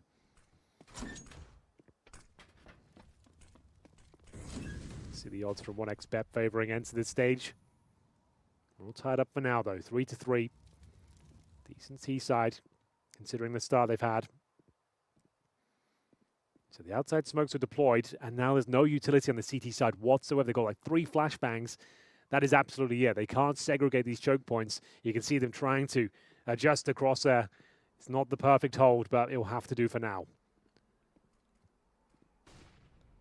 Southall. Gaps aplenty. No, it's Alex that's actually fighting this from outside, just from Garage, laying down the law. Double kill for him. Oh, this is a bit of a slow whimper again from ENCE, back to the slower style, and it's fizzling out as we see it unfold in front of us. Sampais needs to get this kill, and he will. Headshot up on top. Now it's Martinez on the rafters. He should save the round, yeah. There's the first kill. They've detected him, though. He gets the double. Great work there. Bouncing back after conceding 3 rounds in a row. And you're right, as soon as they get back to the slower pace gameplay, it all starts to crumble again. Let's go back to the rushes, boys. Get the Mac 10s out. Rush every round. It seems to work. Has a 100% success ratio so far. Yeah, because I think they're going to do better work on the CT side anyway. They just didn't really have opportunities to do that on Mirage because their T-side was so weak. So if you just force out as many rounds as you possibly can on the T-side, you don't even have to play great Counter-Strike. You just need to get some round wins on the board. And a lot of the time, those can come from just being uber aggressive. Movistar Riders' utility, as you mentioned, Henry, will be a feature, though, that kind of stops that, slows that down. You can see Henry taking a lot of damage, but they're being quick about this. Snappy comes running out. Rush the A bomb Just site. rush every round, lads. You've got the cheat codes now. That's all you need to do. Nuke has been solved. Rush. Just rush, and you don't even lose any players. It just works. It's a pretty good tactic, and it's been employed multiple times from multiple different teams over the years. For generations at this point. Yep. To be fair, they're obviously doing a very nice variation of the rush. They've got set players outside doing the Molotovs, the flashbang through the skylights, absolutely, nading off the door. We're having a bit of fun, but it's still very well done. Looks a little bit against the grain, I suppose, to traditional CS, but you've got this stand-in. Snappy makes these fantastic calls time and time again. He's been doing it throughout the tournament, and he keeps working on Nuke especially, so fair play. Well, this is the style of CS that got this international team going in the first place, right? The fact they were able to be so successful, so consistently with this aggressive style. That's why it was so strange to me when they brought in Valde. I just didn't see him as that kind of player. I think they were just bringing him in to play Spinx's roles at times, and so that's at least the consensus when he was coming in. And obviously, he just doesn't have that play style. He's not able to fulfill that role. Definitely does. Nerds is one of the most incredibly aggressive players you can ever see. He will slot into this team real nice. So he's one. Maybe I have to rein him in a bit. I remember a Pro League last season for Endpoint. Like, he was cracking open, especially like Ancient and middle. He just run out alone on the T side, find 2 kills, like pretty much every round. Super aggressive, super sick. He's going to do well in this team. I'm sure they just can't wait to get him into the team as well. I'm sure you just wish he was here at this event, being able to play. They couldn't get the deal done in time, so had to last minute bring in Henu, and that's why Henu was saying in an interview, he was saying he didn't get a lot of notice for this one. Just kind of figured out he was going and then had to ship himself off to Malta.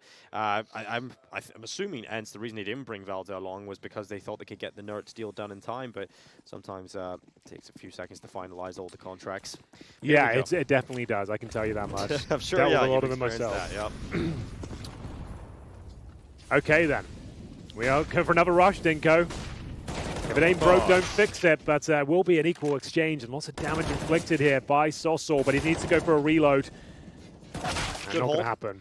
But Iha comes in eventually. Martinez with the 8WP has picked off another member, but look at this. Snappy has found himself in the B-bomb site once more. And they got some cover. The smoke will allow him to drop back into decon comfortably. And Sampaius is with him.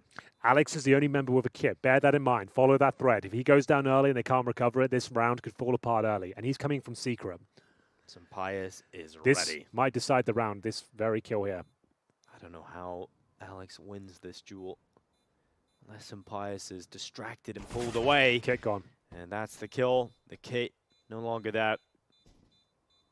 Davy tapping, trying to pull Snappy in. Martinez actually gets the pick, but Sampaius is here and fighting. He'll get the kill onto Davy and realize that's the job done.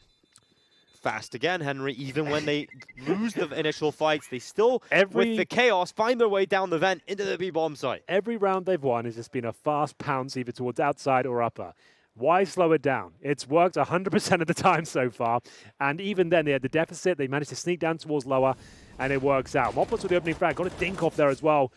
Sasol did very well to get a couple as well, but wasn't quite enough. Unfortunately, great clutch play here from Sampaius.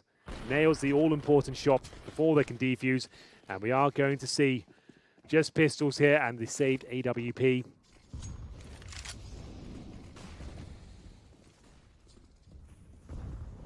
So what can they make of it? ENCE take the lead now on the T side. Not slowing down. Full send down towards Secret. So not a fast explosion, but definitely some pace behind it. And once they started to get the death ball going earlier in the competition, we were seeing Sampaius just swing outside with no smokes. They would just run the outside smoke rush every single time. Now they're doing top site hits over and over again. Well, if you have no response for it, this is how you get inside their head. Because now they'll be clambering, trying to work out the solution. And then you can then change you start dropping, you start going Yeah. outside at that point. That's when you're really owning them as the in-game leader. Oh, wow! That's a long-range Zeus. Zeus kills barely even happen these days. How did that happen? Yeah, that range especially, but fair play. I feel the Zeus could use like a 10% buff, you know. So if it does connect, you should be guaranteed a kill. You don't even get any money from it. Exactly, and you move real slow over now as well. It's like you're weighed down with a tiny taste. Exactly, doesn't make any sense. So if you really hate it that much, why is it even in the game then? Yeah, exactly. But here we go. Martinez will have to save the orb once again. No bomb plant just yet. Are they taking their time because they want to hunt him down knowing he has the sniper rifle? That could be the case, but here we go. Operation Survive. Martinez will be going back to the most obvious safe position, but he has got the orb. It's a strong spot for it. Off he goes. Will they go for the hunt? They've cleared out T-spawn. Got about 30 seconds here to try and lock him down, and here comes Henu. He will get the information he's towards it. They've got flashbangs. They have a couple. 2 flashes will be enough to stuck him in towards the corner. They'll have to flash this first corner now. Hopefully that comes in. There it is. Second one will come in as well, and then he's done. Well, spraying down, Martinez gone. Henu even uses a few extra bullets to make sure he's really dead. Not a talking here from Davy G. But let's see if they can adapt to this, because this high-speed, high-octane play from ENCE just hasn't been stopped once from Movistar Riders. It's wild, isn't it? Like, we even said on Mirage, it's a bit of a joke, oh, they should start rushing again. It'll work out, and then they got 3 rounds in a row with it. Yeah. They were 11-1 down, and then they got the 11-4. Keep rushing, lads. I reckon go outside this time, though. That would be fun. They're sending the players, 4 of them on the roof. What is going on here? Looks like an A execute lineup with the smokes. Diha holds outside just to confirm that no one's pushing this. You've got control of it. Swift drop down. There's Henu. He's got the opening pick. Again. He's working out really aggressive here, and he's doing a great job at it. Yeah, good stuff. Great to see. Now, they don't really have to fully commit to this one. They've got the opening kill. They know the CTs are on the back foot. They're not going to have a perfect buy here. And now, pinned in the bomb side. Sasol will be trying to reposition. They still have an incendiary, but that's about it. Utility is busted for the CTs. Martinez with the AWP towards ramp. No aggro there at all, though. Back towards upper we go, but looks of things. You can see they don't really have solid control really anywhere. Davy anchoring the back of the A site. M4A4 is it ready to unleash? Oh my goodness. He gets overrun. I thought he had a chance there, at least to take down Henu, but Madden saved his teammate. Salsol knows there's a player towards the warehouse, but is he going to be able to track him and come away with this? Diha is looking around for him. Salsol is so preoccupied, he will eventually get that reward. Upgrades his M4A1S into the AK.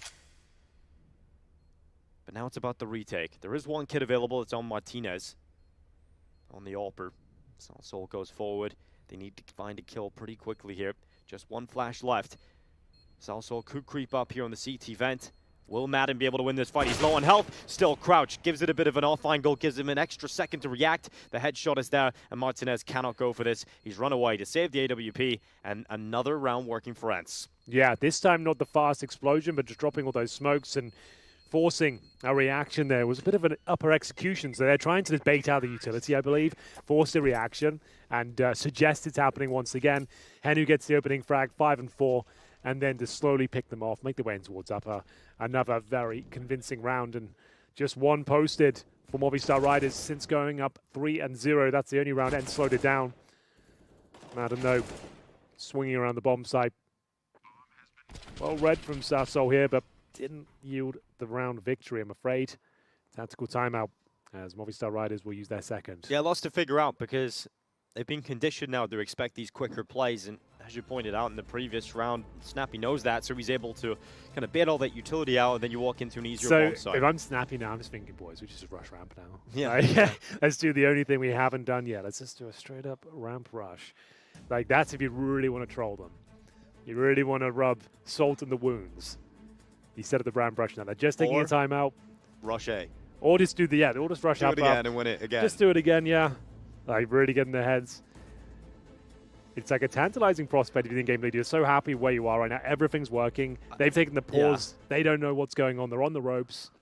I do love Diha sort of breaking the fourth wall every time we go to that camera. He's always looking at the camera every time we cut to the side view.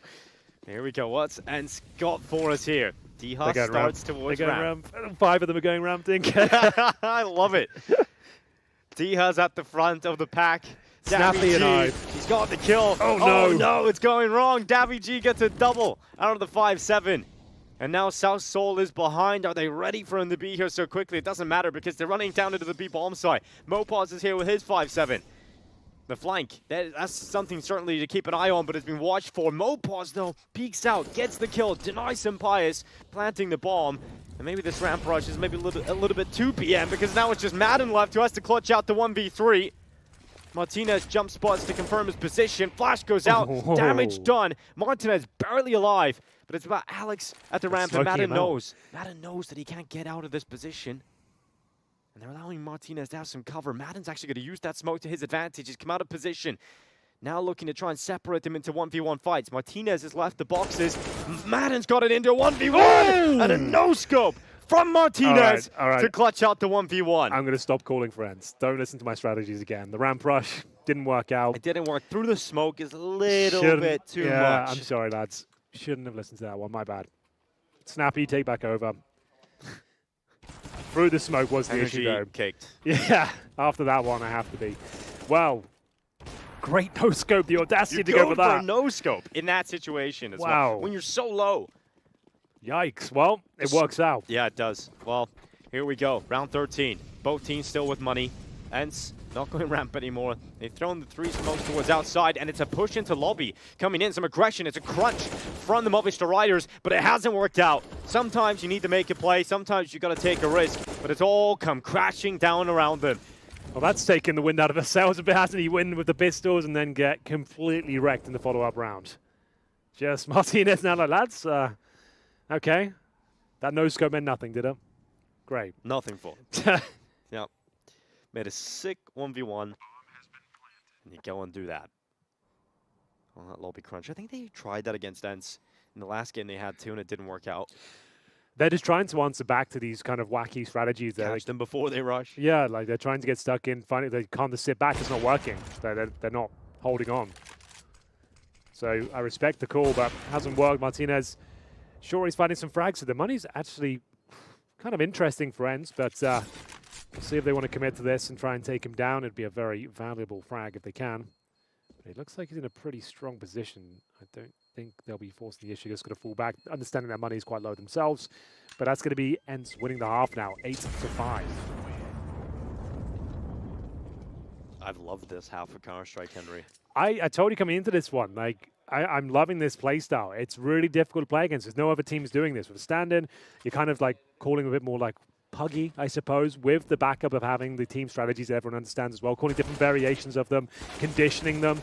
This is like old school stuff. Like, you really get inside their heads about one particular approach, it keeps working, and then you just mix it up just when you think they're adapting. It's real old school stuff. And Snappy, he's 32. He was in the old school as well. He was back there. Tired and come back as well. Here comes Henu, charging into the site, quick rush into the top site. Martinez cannot stop it, his teammates do nothing about it. He has to just lie down and take it. Madden dominates Alex again. And you want the op for the last round of the half? I do, so keep it. It's not gonna be looking too pretty here for the Movistar Riders. What a great start they had. Yeah, another strong start, 3-0 up. And the only follow-up rounds from there was the very slow default from ENCE, which they stopped doing immediately, and then the pistol victory with the ramp rush. Yeah, I think Snappy's like, all right, I've had enough of this. I know what playing slow is done. We just watched Mirage, one of the worst maps we've watched at the competition. Yeah. So don't go with that. Speed it up. Turn the dial to 100. Well, bear in mind, we've already had this particular matchup already in the earlier stages of the tournament. The best of 1 stages. ENCE taking on Movistar Riders. It was an ENCE victory with similar antics to this one. They're on 16-11. Looking to knock Movistar Riders out of the tournament here after a disappointing result against BNE earlier, 0-2. Henu once again, great pathing, good crossfires, pincer maneuvers all over the place. And we get into round 15. Martinez will have the AWP again. Currently on 9 kills, 6 deaths. Top frag is Alex, had a good showing. And we'll get into it. Molotov on the roof though. Sasso avoiding the majority of the damage. Alex tested once again. Different variation of the smokes this time. Does he try and disrupt this at all? They've already got a player down towards Secret.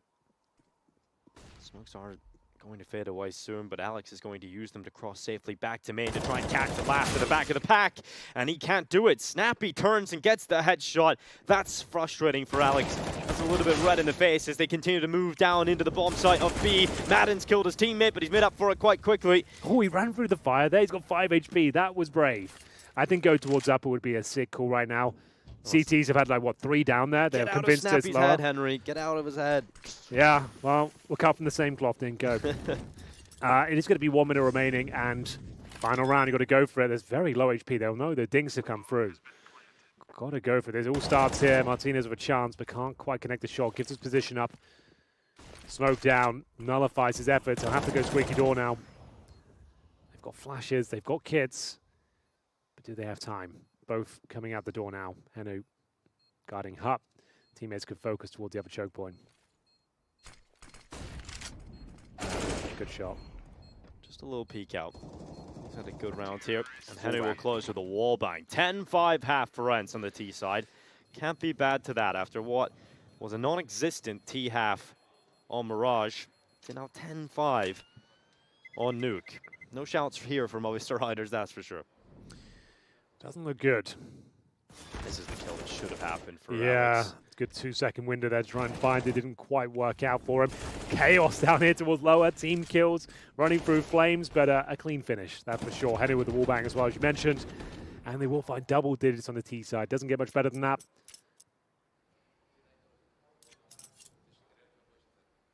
Not quite as elated this time. Definitely no yelling. If you are just joining us, bear in mind that the ENCE sniper, Sun Pius, used to be part of the Movistar Riders squad. So no love lost between these two teams in this particular matchup. They want to prove that they're ascending without him. He wants to prove this is the right move for him. A bit of rapid descent since his departure. Number 5 in the world. I guess that does, it already has been justified in a way, but we'll see.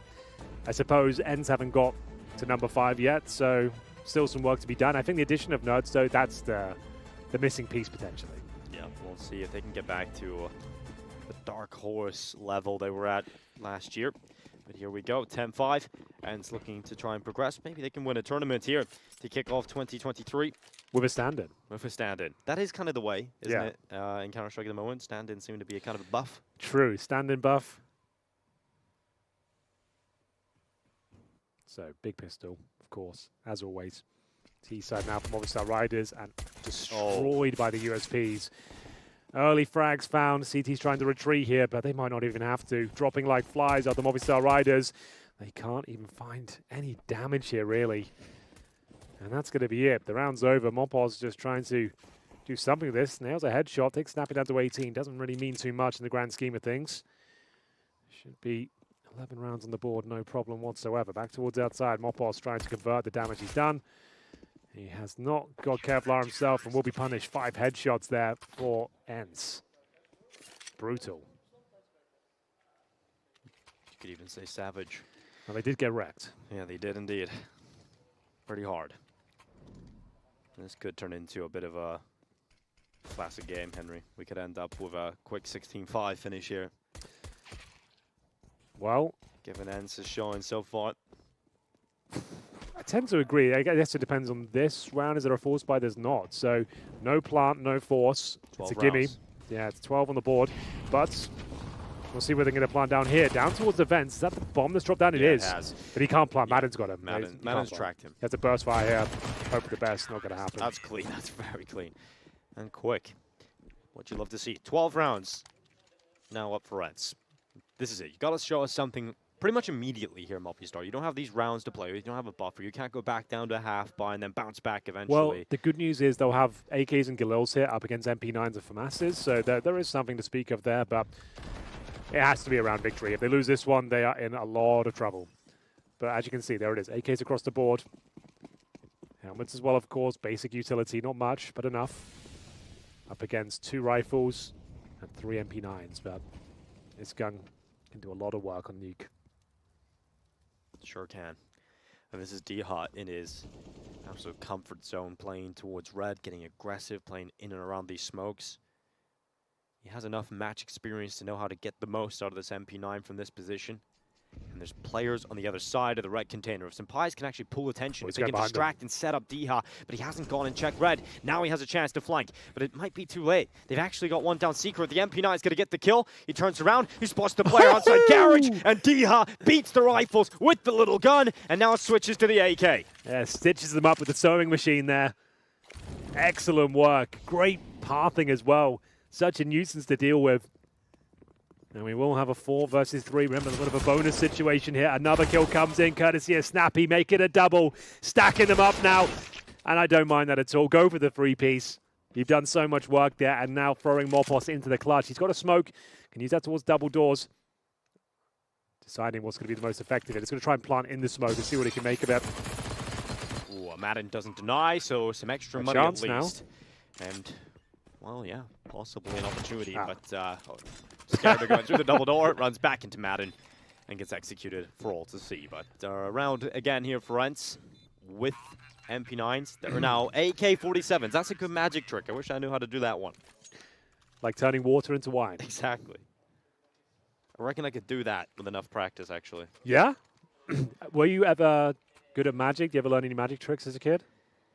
I learned little card tricks. Card tricks, Yeah. okay. And you had something, you seem the kind of guy that would be into that sort of thing. Do you remember the card tricks? No. Okay, I've got a couple of magic tricks with coins. I like those are the best. Okay. If you learn tricks with coins, there's always coins available. So you're always able to be. You don't carry a pack of cards. Everyone likes the guy that can do coin tricks. I found. You just steal what other pockets. Exactly. Or Yeah. Make exactly. it disappear. Right then, partial buy for Movistar Riders. Things getting desperate now. Tournament life on the line. They're fading away. Didn't even really have the strong start here. They've won the pistol and the 3-0, but that's about it. Can't really call that amazing start. That's just pretty standard. Yeah. I can't coin cost, Henry. That is something. Okay, not really a trick per se, but I appreciate it. We'll see how it pops up from Secret. Toin. It was a callback to the other day. I know. I just got it. I'm sorry. I was like, damn, it didn't land. I'm not explaining it. I just got it. I liked it. I take it back. Yeah. Evidently, I need a joke book alongside. I find the best kind of jokes are the ones you have to explain. So you love those ones? Yeah. They are. They seem to land the most. Well, 50 seconds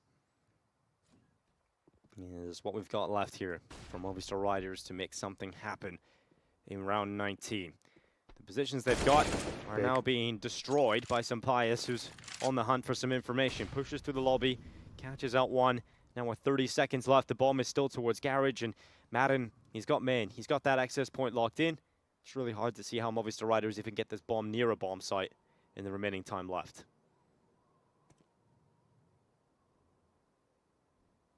Could wrap heaven and drop down. Or try and go down the ramp. Yeah, but they've hit the read here. Dude, they've got 10 seconds. So whatever they're doing probably isn't going to work out for them, I'm afraid. Yeah. They're just trying to die at this point. It's like, right, just go die, go die, go die. Die. Someone die. Oh, now you have to hide. To hide, died. Well, he right. died at the wrong time. Didn't hide at the right time. And, well, it just gets yelling. worse. Yeah, I think they know how bad of a position they've just put the Movistar Riders in. Yeah, your Oppo Martinez has no money now. It was a partial buy, but he went down to about 1,500. So that's not ideal at all. He doesn't get the luxury of the 3,400 he should be getting with the maximum loss bonus. The AUG.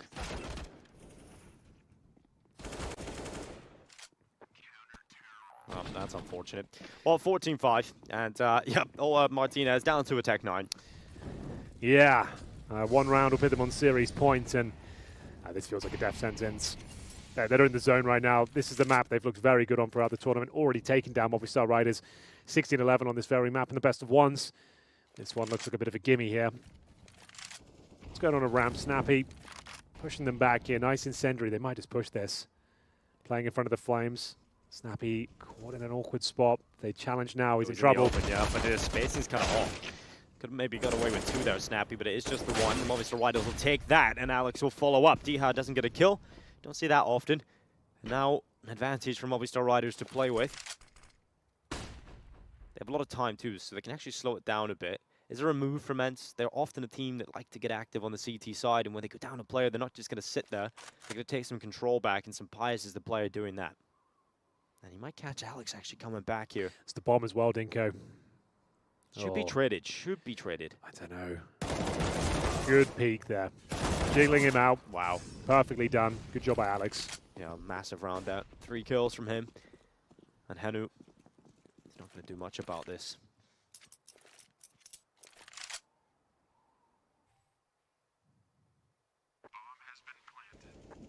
ENCE will have to wait a while to see that 15th round.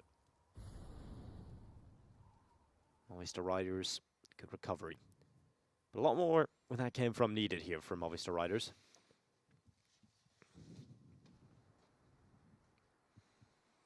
A lot more where that came from. Pretty nice round though. Alex delivering the goods. 3 kills for him. He has been the top fragger and then some for the majority of this showing, which hasn't been much of one. 17 kills to his name. Henu we mentioned was the top fragger for them on Inferno. Look at him now, still at the top, 16 kills. He seems like he's a bit revitalized. I think they've taken him to a side and said, like, you look a little bit rigid right now. Like, you're not doing anything wrong, but you should play how you want to play. Like, Use this as a shop window. Exactly, and I think he just looks like he's a lot more confident. I think the coach maybe sat him down and said, look, we just want to throw you in there and use your aim as a young gun.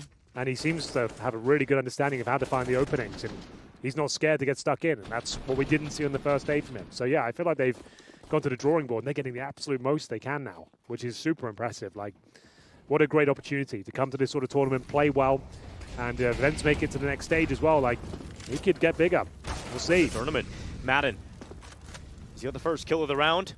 Could this be the first step to unlock that 15th round for ENCE? Another kill, this time from Diha onto Davi G. Good nade. Great nade. Alex was the difference maker in the previous round. Can he get any of that going here? Smoke fades away. Bit of a gap here. Alex in the fight actually beats Madden.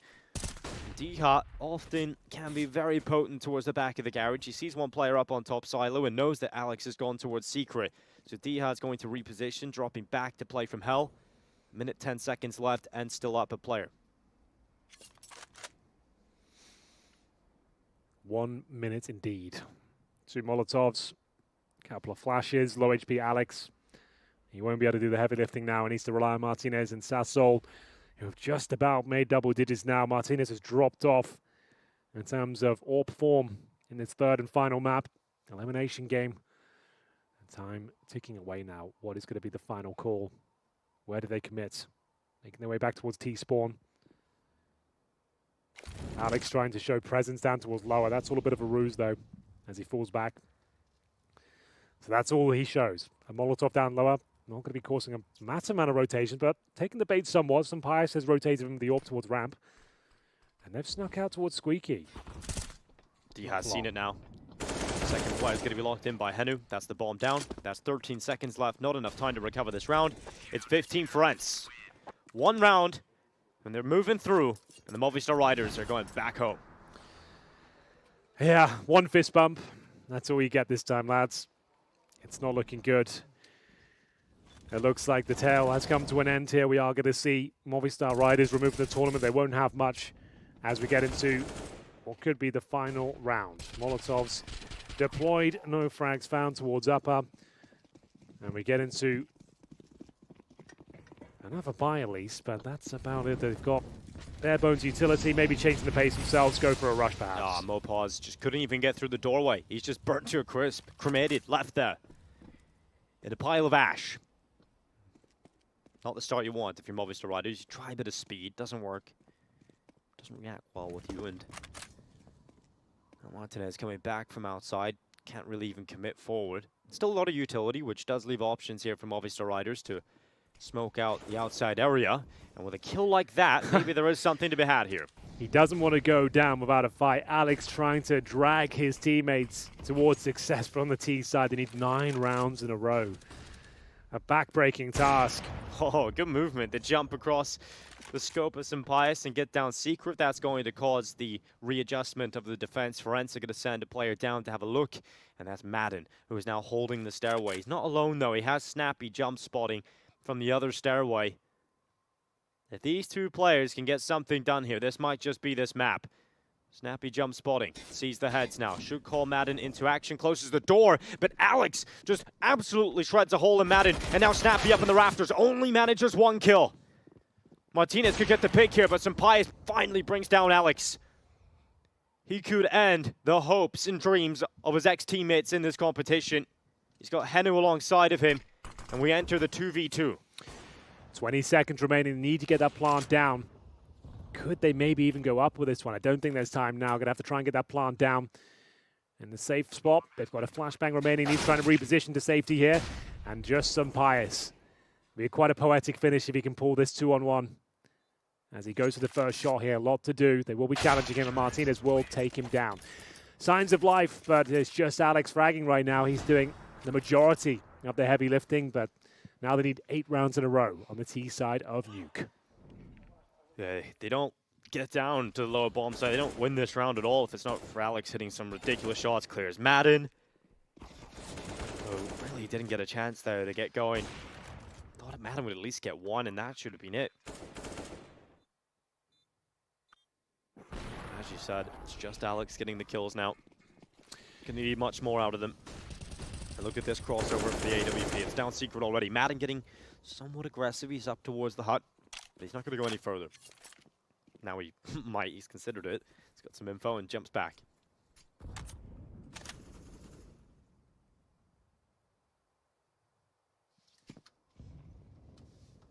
What's the play? How do they maneuver through this one if they can win this round? It does shatter the economy, friends, who are not fully equipped. A couple of MP9s, lacking helmets pretty much across the board. Makes that MAC-10 a lot more potent for Alex. He's currently sat on 20 kills, but Sumpires looking to end things right here, right now. The outside smoke executes coming in. They're committing with it. I don't see how Sumpires doesn't get away with at least one. There's the first. Does he get more? He does. A second for Sumpires. And he's staying towards red. They've sprinkled damage onto South Sol, who's so low. And Sumpires ascends up to red. But Martinez takes him out. He's had the better of Sumpires in back-to-back rounds now. 35 seconds. It's Diha, the Destroyer, at the garage. He's picked up one and sees what the AWP is. Knows he's still pinned at red. Mopaz has made a move. He's caught Hanu, but it's only the one kill for him. And that should be it now. South Sol left alone. It is poetic in the end. Sumpires delivers the two brutal kills to kick off the win for ENCE. And there it is. It's close. 16-7. ENCE will send the Movistar Riders home, and they continue in the competition. They now, I believe, become the favorites, even with the stand-in for the event. Yeah, this playstyle, they've got this unique kind of approach to the game of running very fast set pieces, getting inside your opponent's head and then adjusting. It's really overwhelming to play. It won't be a mainstay of the ENCE team going into 2023, but for this tournament, it might be the perfect solution. And I love the aggression that we got to see. I love that look when ENCE call these quick rounds. They're just so good at getting it done so consistently. And you're right, in terms of when Snappy throughout that game, Henry, it was so cool to see him play the mountain games. You know, when are they going to figure it out? When are they going to adapt? And they change it up very slightly. I'm just looking forward to Nerds coming into the team because you've got another aggressive tool being added into the mix. But for the Movistar Riders, the storyline was how terrible they've been playing for pretty much half a year.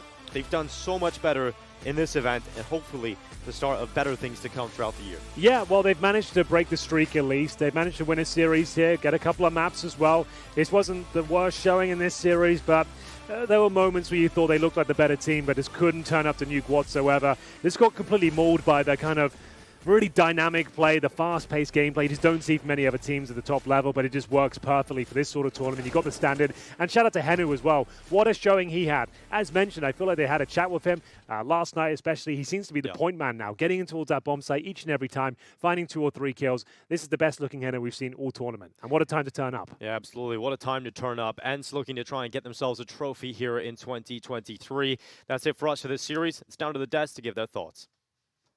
Thank you so much, Dinko and Henry. Yeah, Movistar Riders bowing out in 4th. I'd like to, here at CCT, I'd like to address that first. I think that's, considering the field of teams, that's a decent result. It's the one that they needed, so to speak. It would have been great if they could have progressed further, but I think that's a fair result, and not one that they should be cheering for, but they should be kind of happy with. Do you guys agree, disagree? Yeah, I think they should be fairly happy. And jokes aside on the interview comments about, you know, winning single maps in the series, it was an improvement. It just by the eye test, it looked a lot better than they have been playing recently. So it was a great pleasure actually to watch them during this tournament. Of course, that Spirit win, maybe there are some asterisks in the mix, but they still played some great Counter-Strikes. So yeah, it's far from the heights they've hit in the past at Majors and over towards Cologne and Valencia last year, but at least now we can see a path. It's not all doom and gloom. There's actually a route back into becoming, you know, a stable top 30 and maybe top 20 team again. Cole, what do you think? Movistar Riders making 4th here at CCT. Is it something that they should be somewhat satisfied with? Yeah, I'm in the same boat, right? It's an improvement on prior results, which is something that you really hope you can bring into a LAN environment here for this team. They're coming into this one with a couple of weaker links on their opponents, right? You know that there's some stand-in situations here with Barry being involved and, of course, Hinu being involved as well.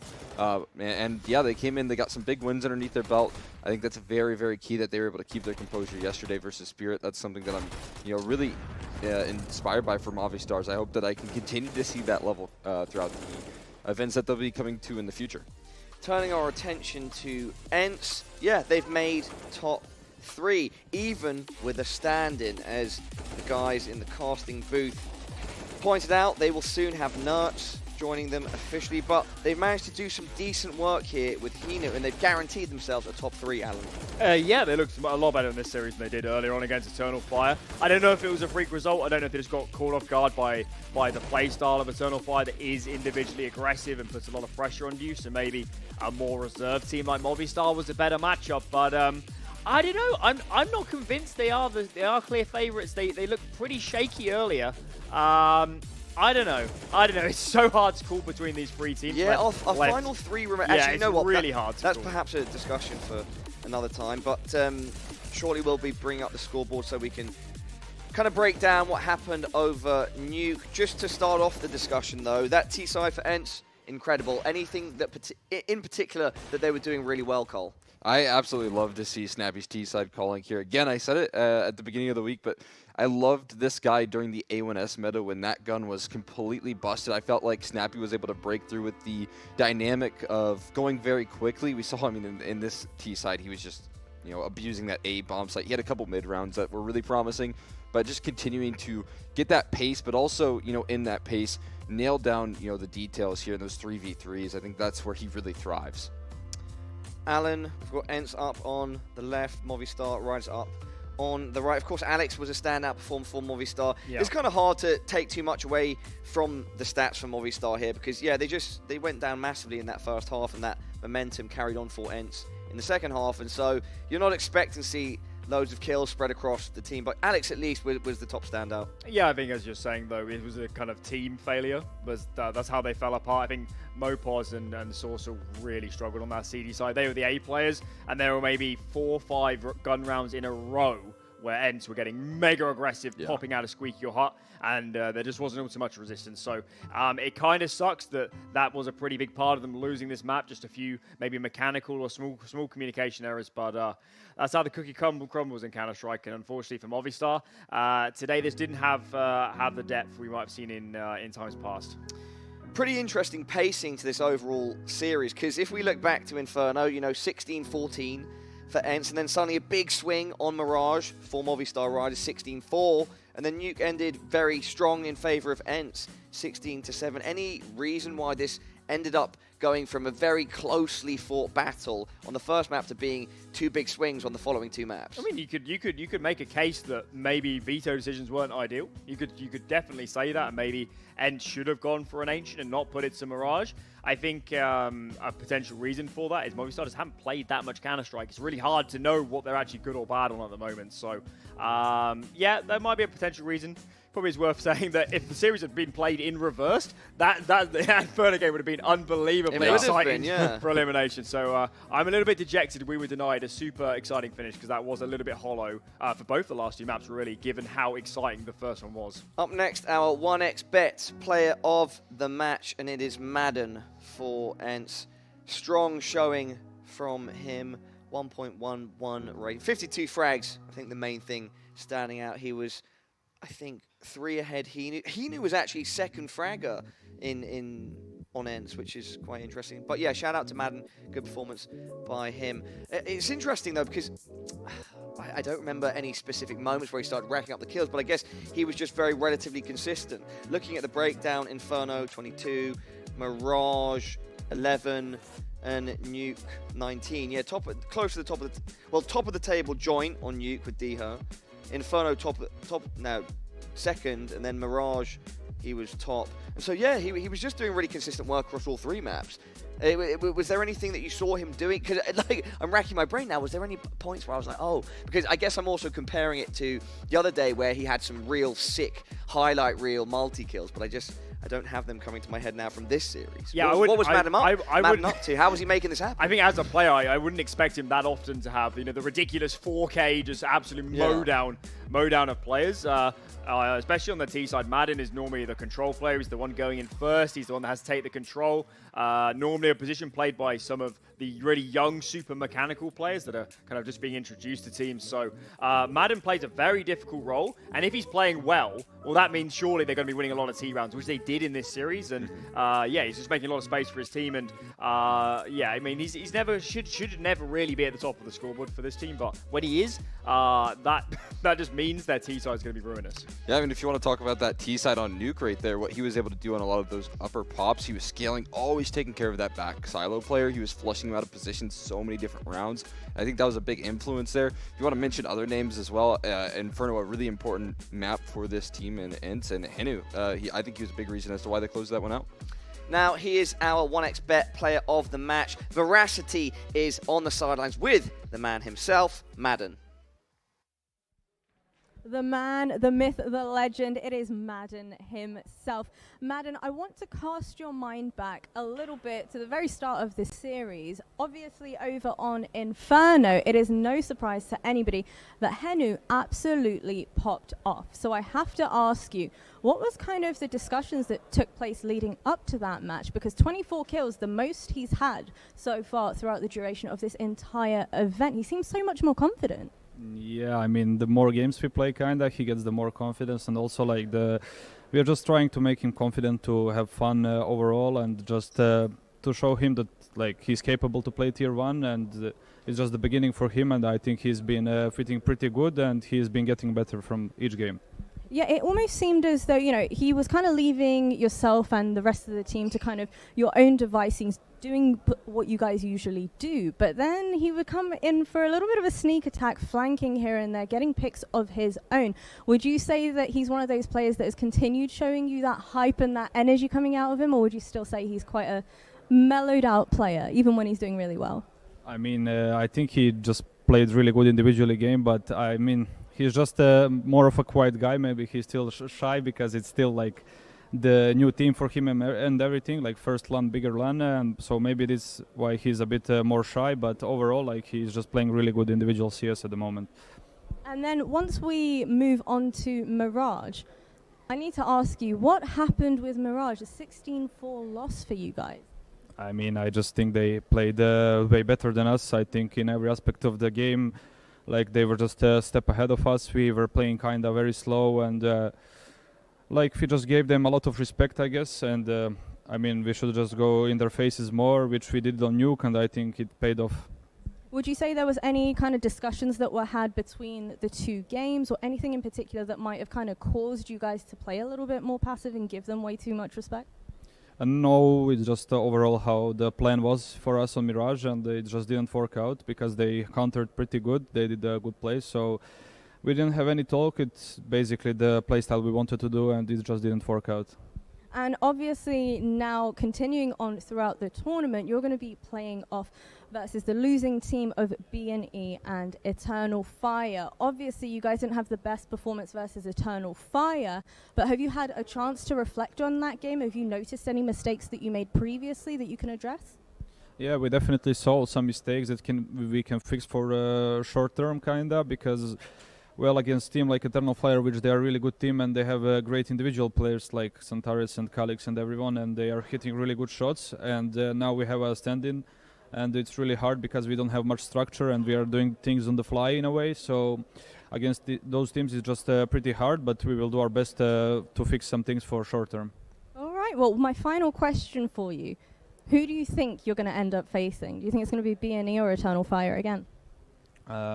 I just think we're going to face Eternal Fire again, and I hope we're going to beat them this time. All right, well, best of luck to you, and congratulations once again. Back to you guys.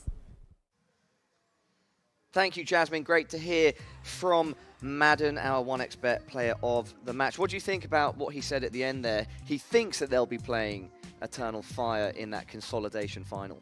I think he just wants to. No, I think he really wants to play them again because the more we reflect on that result, the more, of course, now we've got more data essentially on ENCE after seeing this performance and obviously Spirit game earlier in the tournament. It is kind of, how on earth did they lose convincingly to Eternal Fire? How did that become a 2-0? How was, one of the maps a massive blowout? So I think for them it's, a bit of a point to prove they match up again, and I wouldn't expect it to be quite so convincing. Yeah, I think it should have been a 3-mapper earlier in that game for ENCE, right? The 16-14 loss, I believe it was on Vertigo, right? So probably should have had that one in the back pocket there for ENCE, take it to a third map, and they would have had a chance there. But yeah, definitely hungry for revenge there, is Madden. I think BNE have a good chance against Eternal Fire, personally. BNE have been looking pretty sharp at times over the course of CCT. Alan, what do you think? Well, they've already beaten them once, so on that metric, yeah, you probably would favor bad news Eagles. The hard thing about, actually both of them to be honest, but more so Eternal Fire, they are really violently inconsistent. It's so hard to predict what team is going to show up. So even if we might be sitting here and say we're going to lean heavily into BNE to win it, there's always a chance. There's always a window, and Eternal Fire are they're so hard to predict for or against because you just don't know what team's going to arrive today. I think at the very least, Cole, BNE versus Eternal Fire is going to be an exciting match of Counter-Strike. It's two explosive teams squaring off, right? It always is, yeah. I mean, these guys always play it close as well. 16-14s here that we know and love so well. So I think we're going to get probably more of that out of the series. It could be a 2-0, right? One of these two teams could just barely close things out. I think BNE have a really good history versus Eternal Fire. So if that continues to show up here tonight, then they might be in a good spot. Alan and Cole, thank you as always for your thoughts. And yes, exactly, everybody, that is what is up next. It's going to be Eternal Fire versus BNE, and the match should be taking place at around 9:30, so the desk will go live at 9:20. Cole's going to be taking over, and Alan's going to be sharing his thoughts. It's been a pleasure over the course of today, but do not worry, another best of 3 to go. We will see you then. I have very complicated job, but I love simple things so much. One move, one push.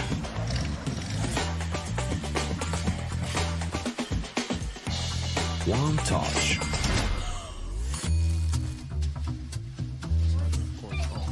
One love.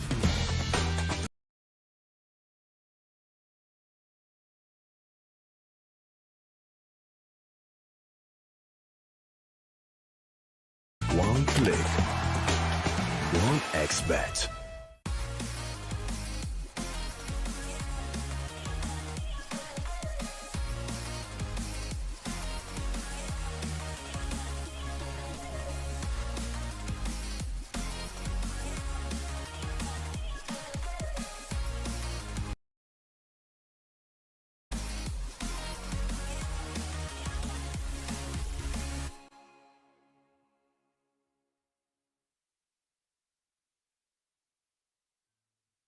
Are you sick of just opening?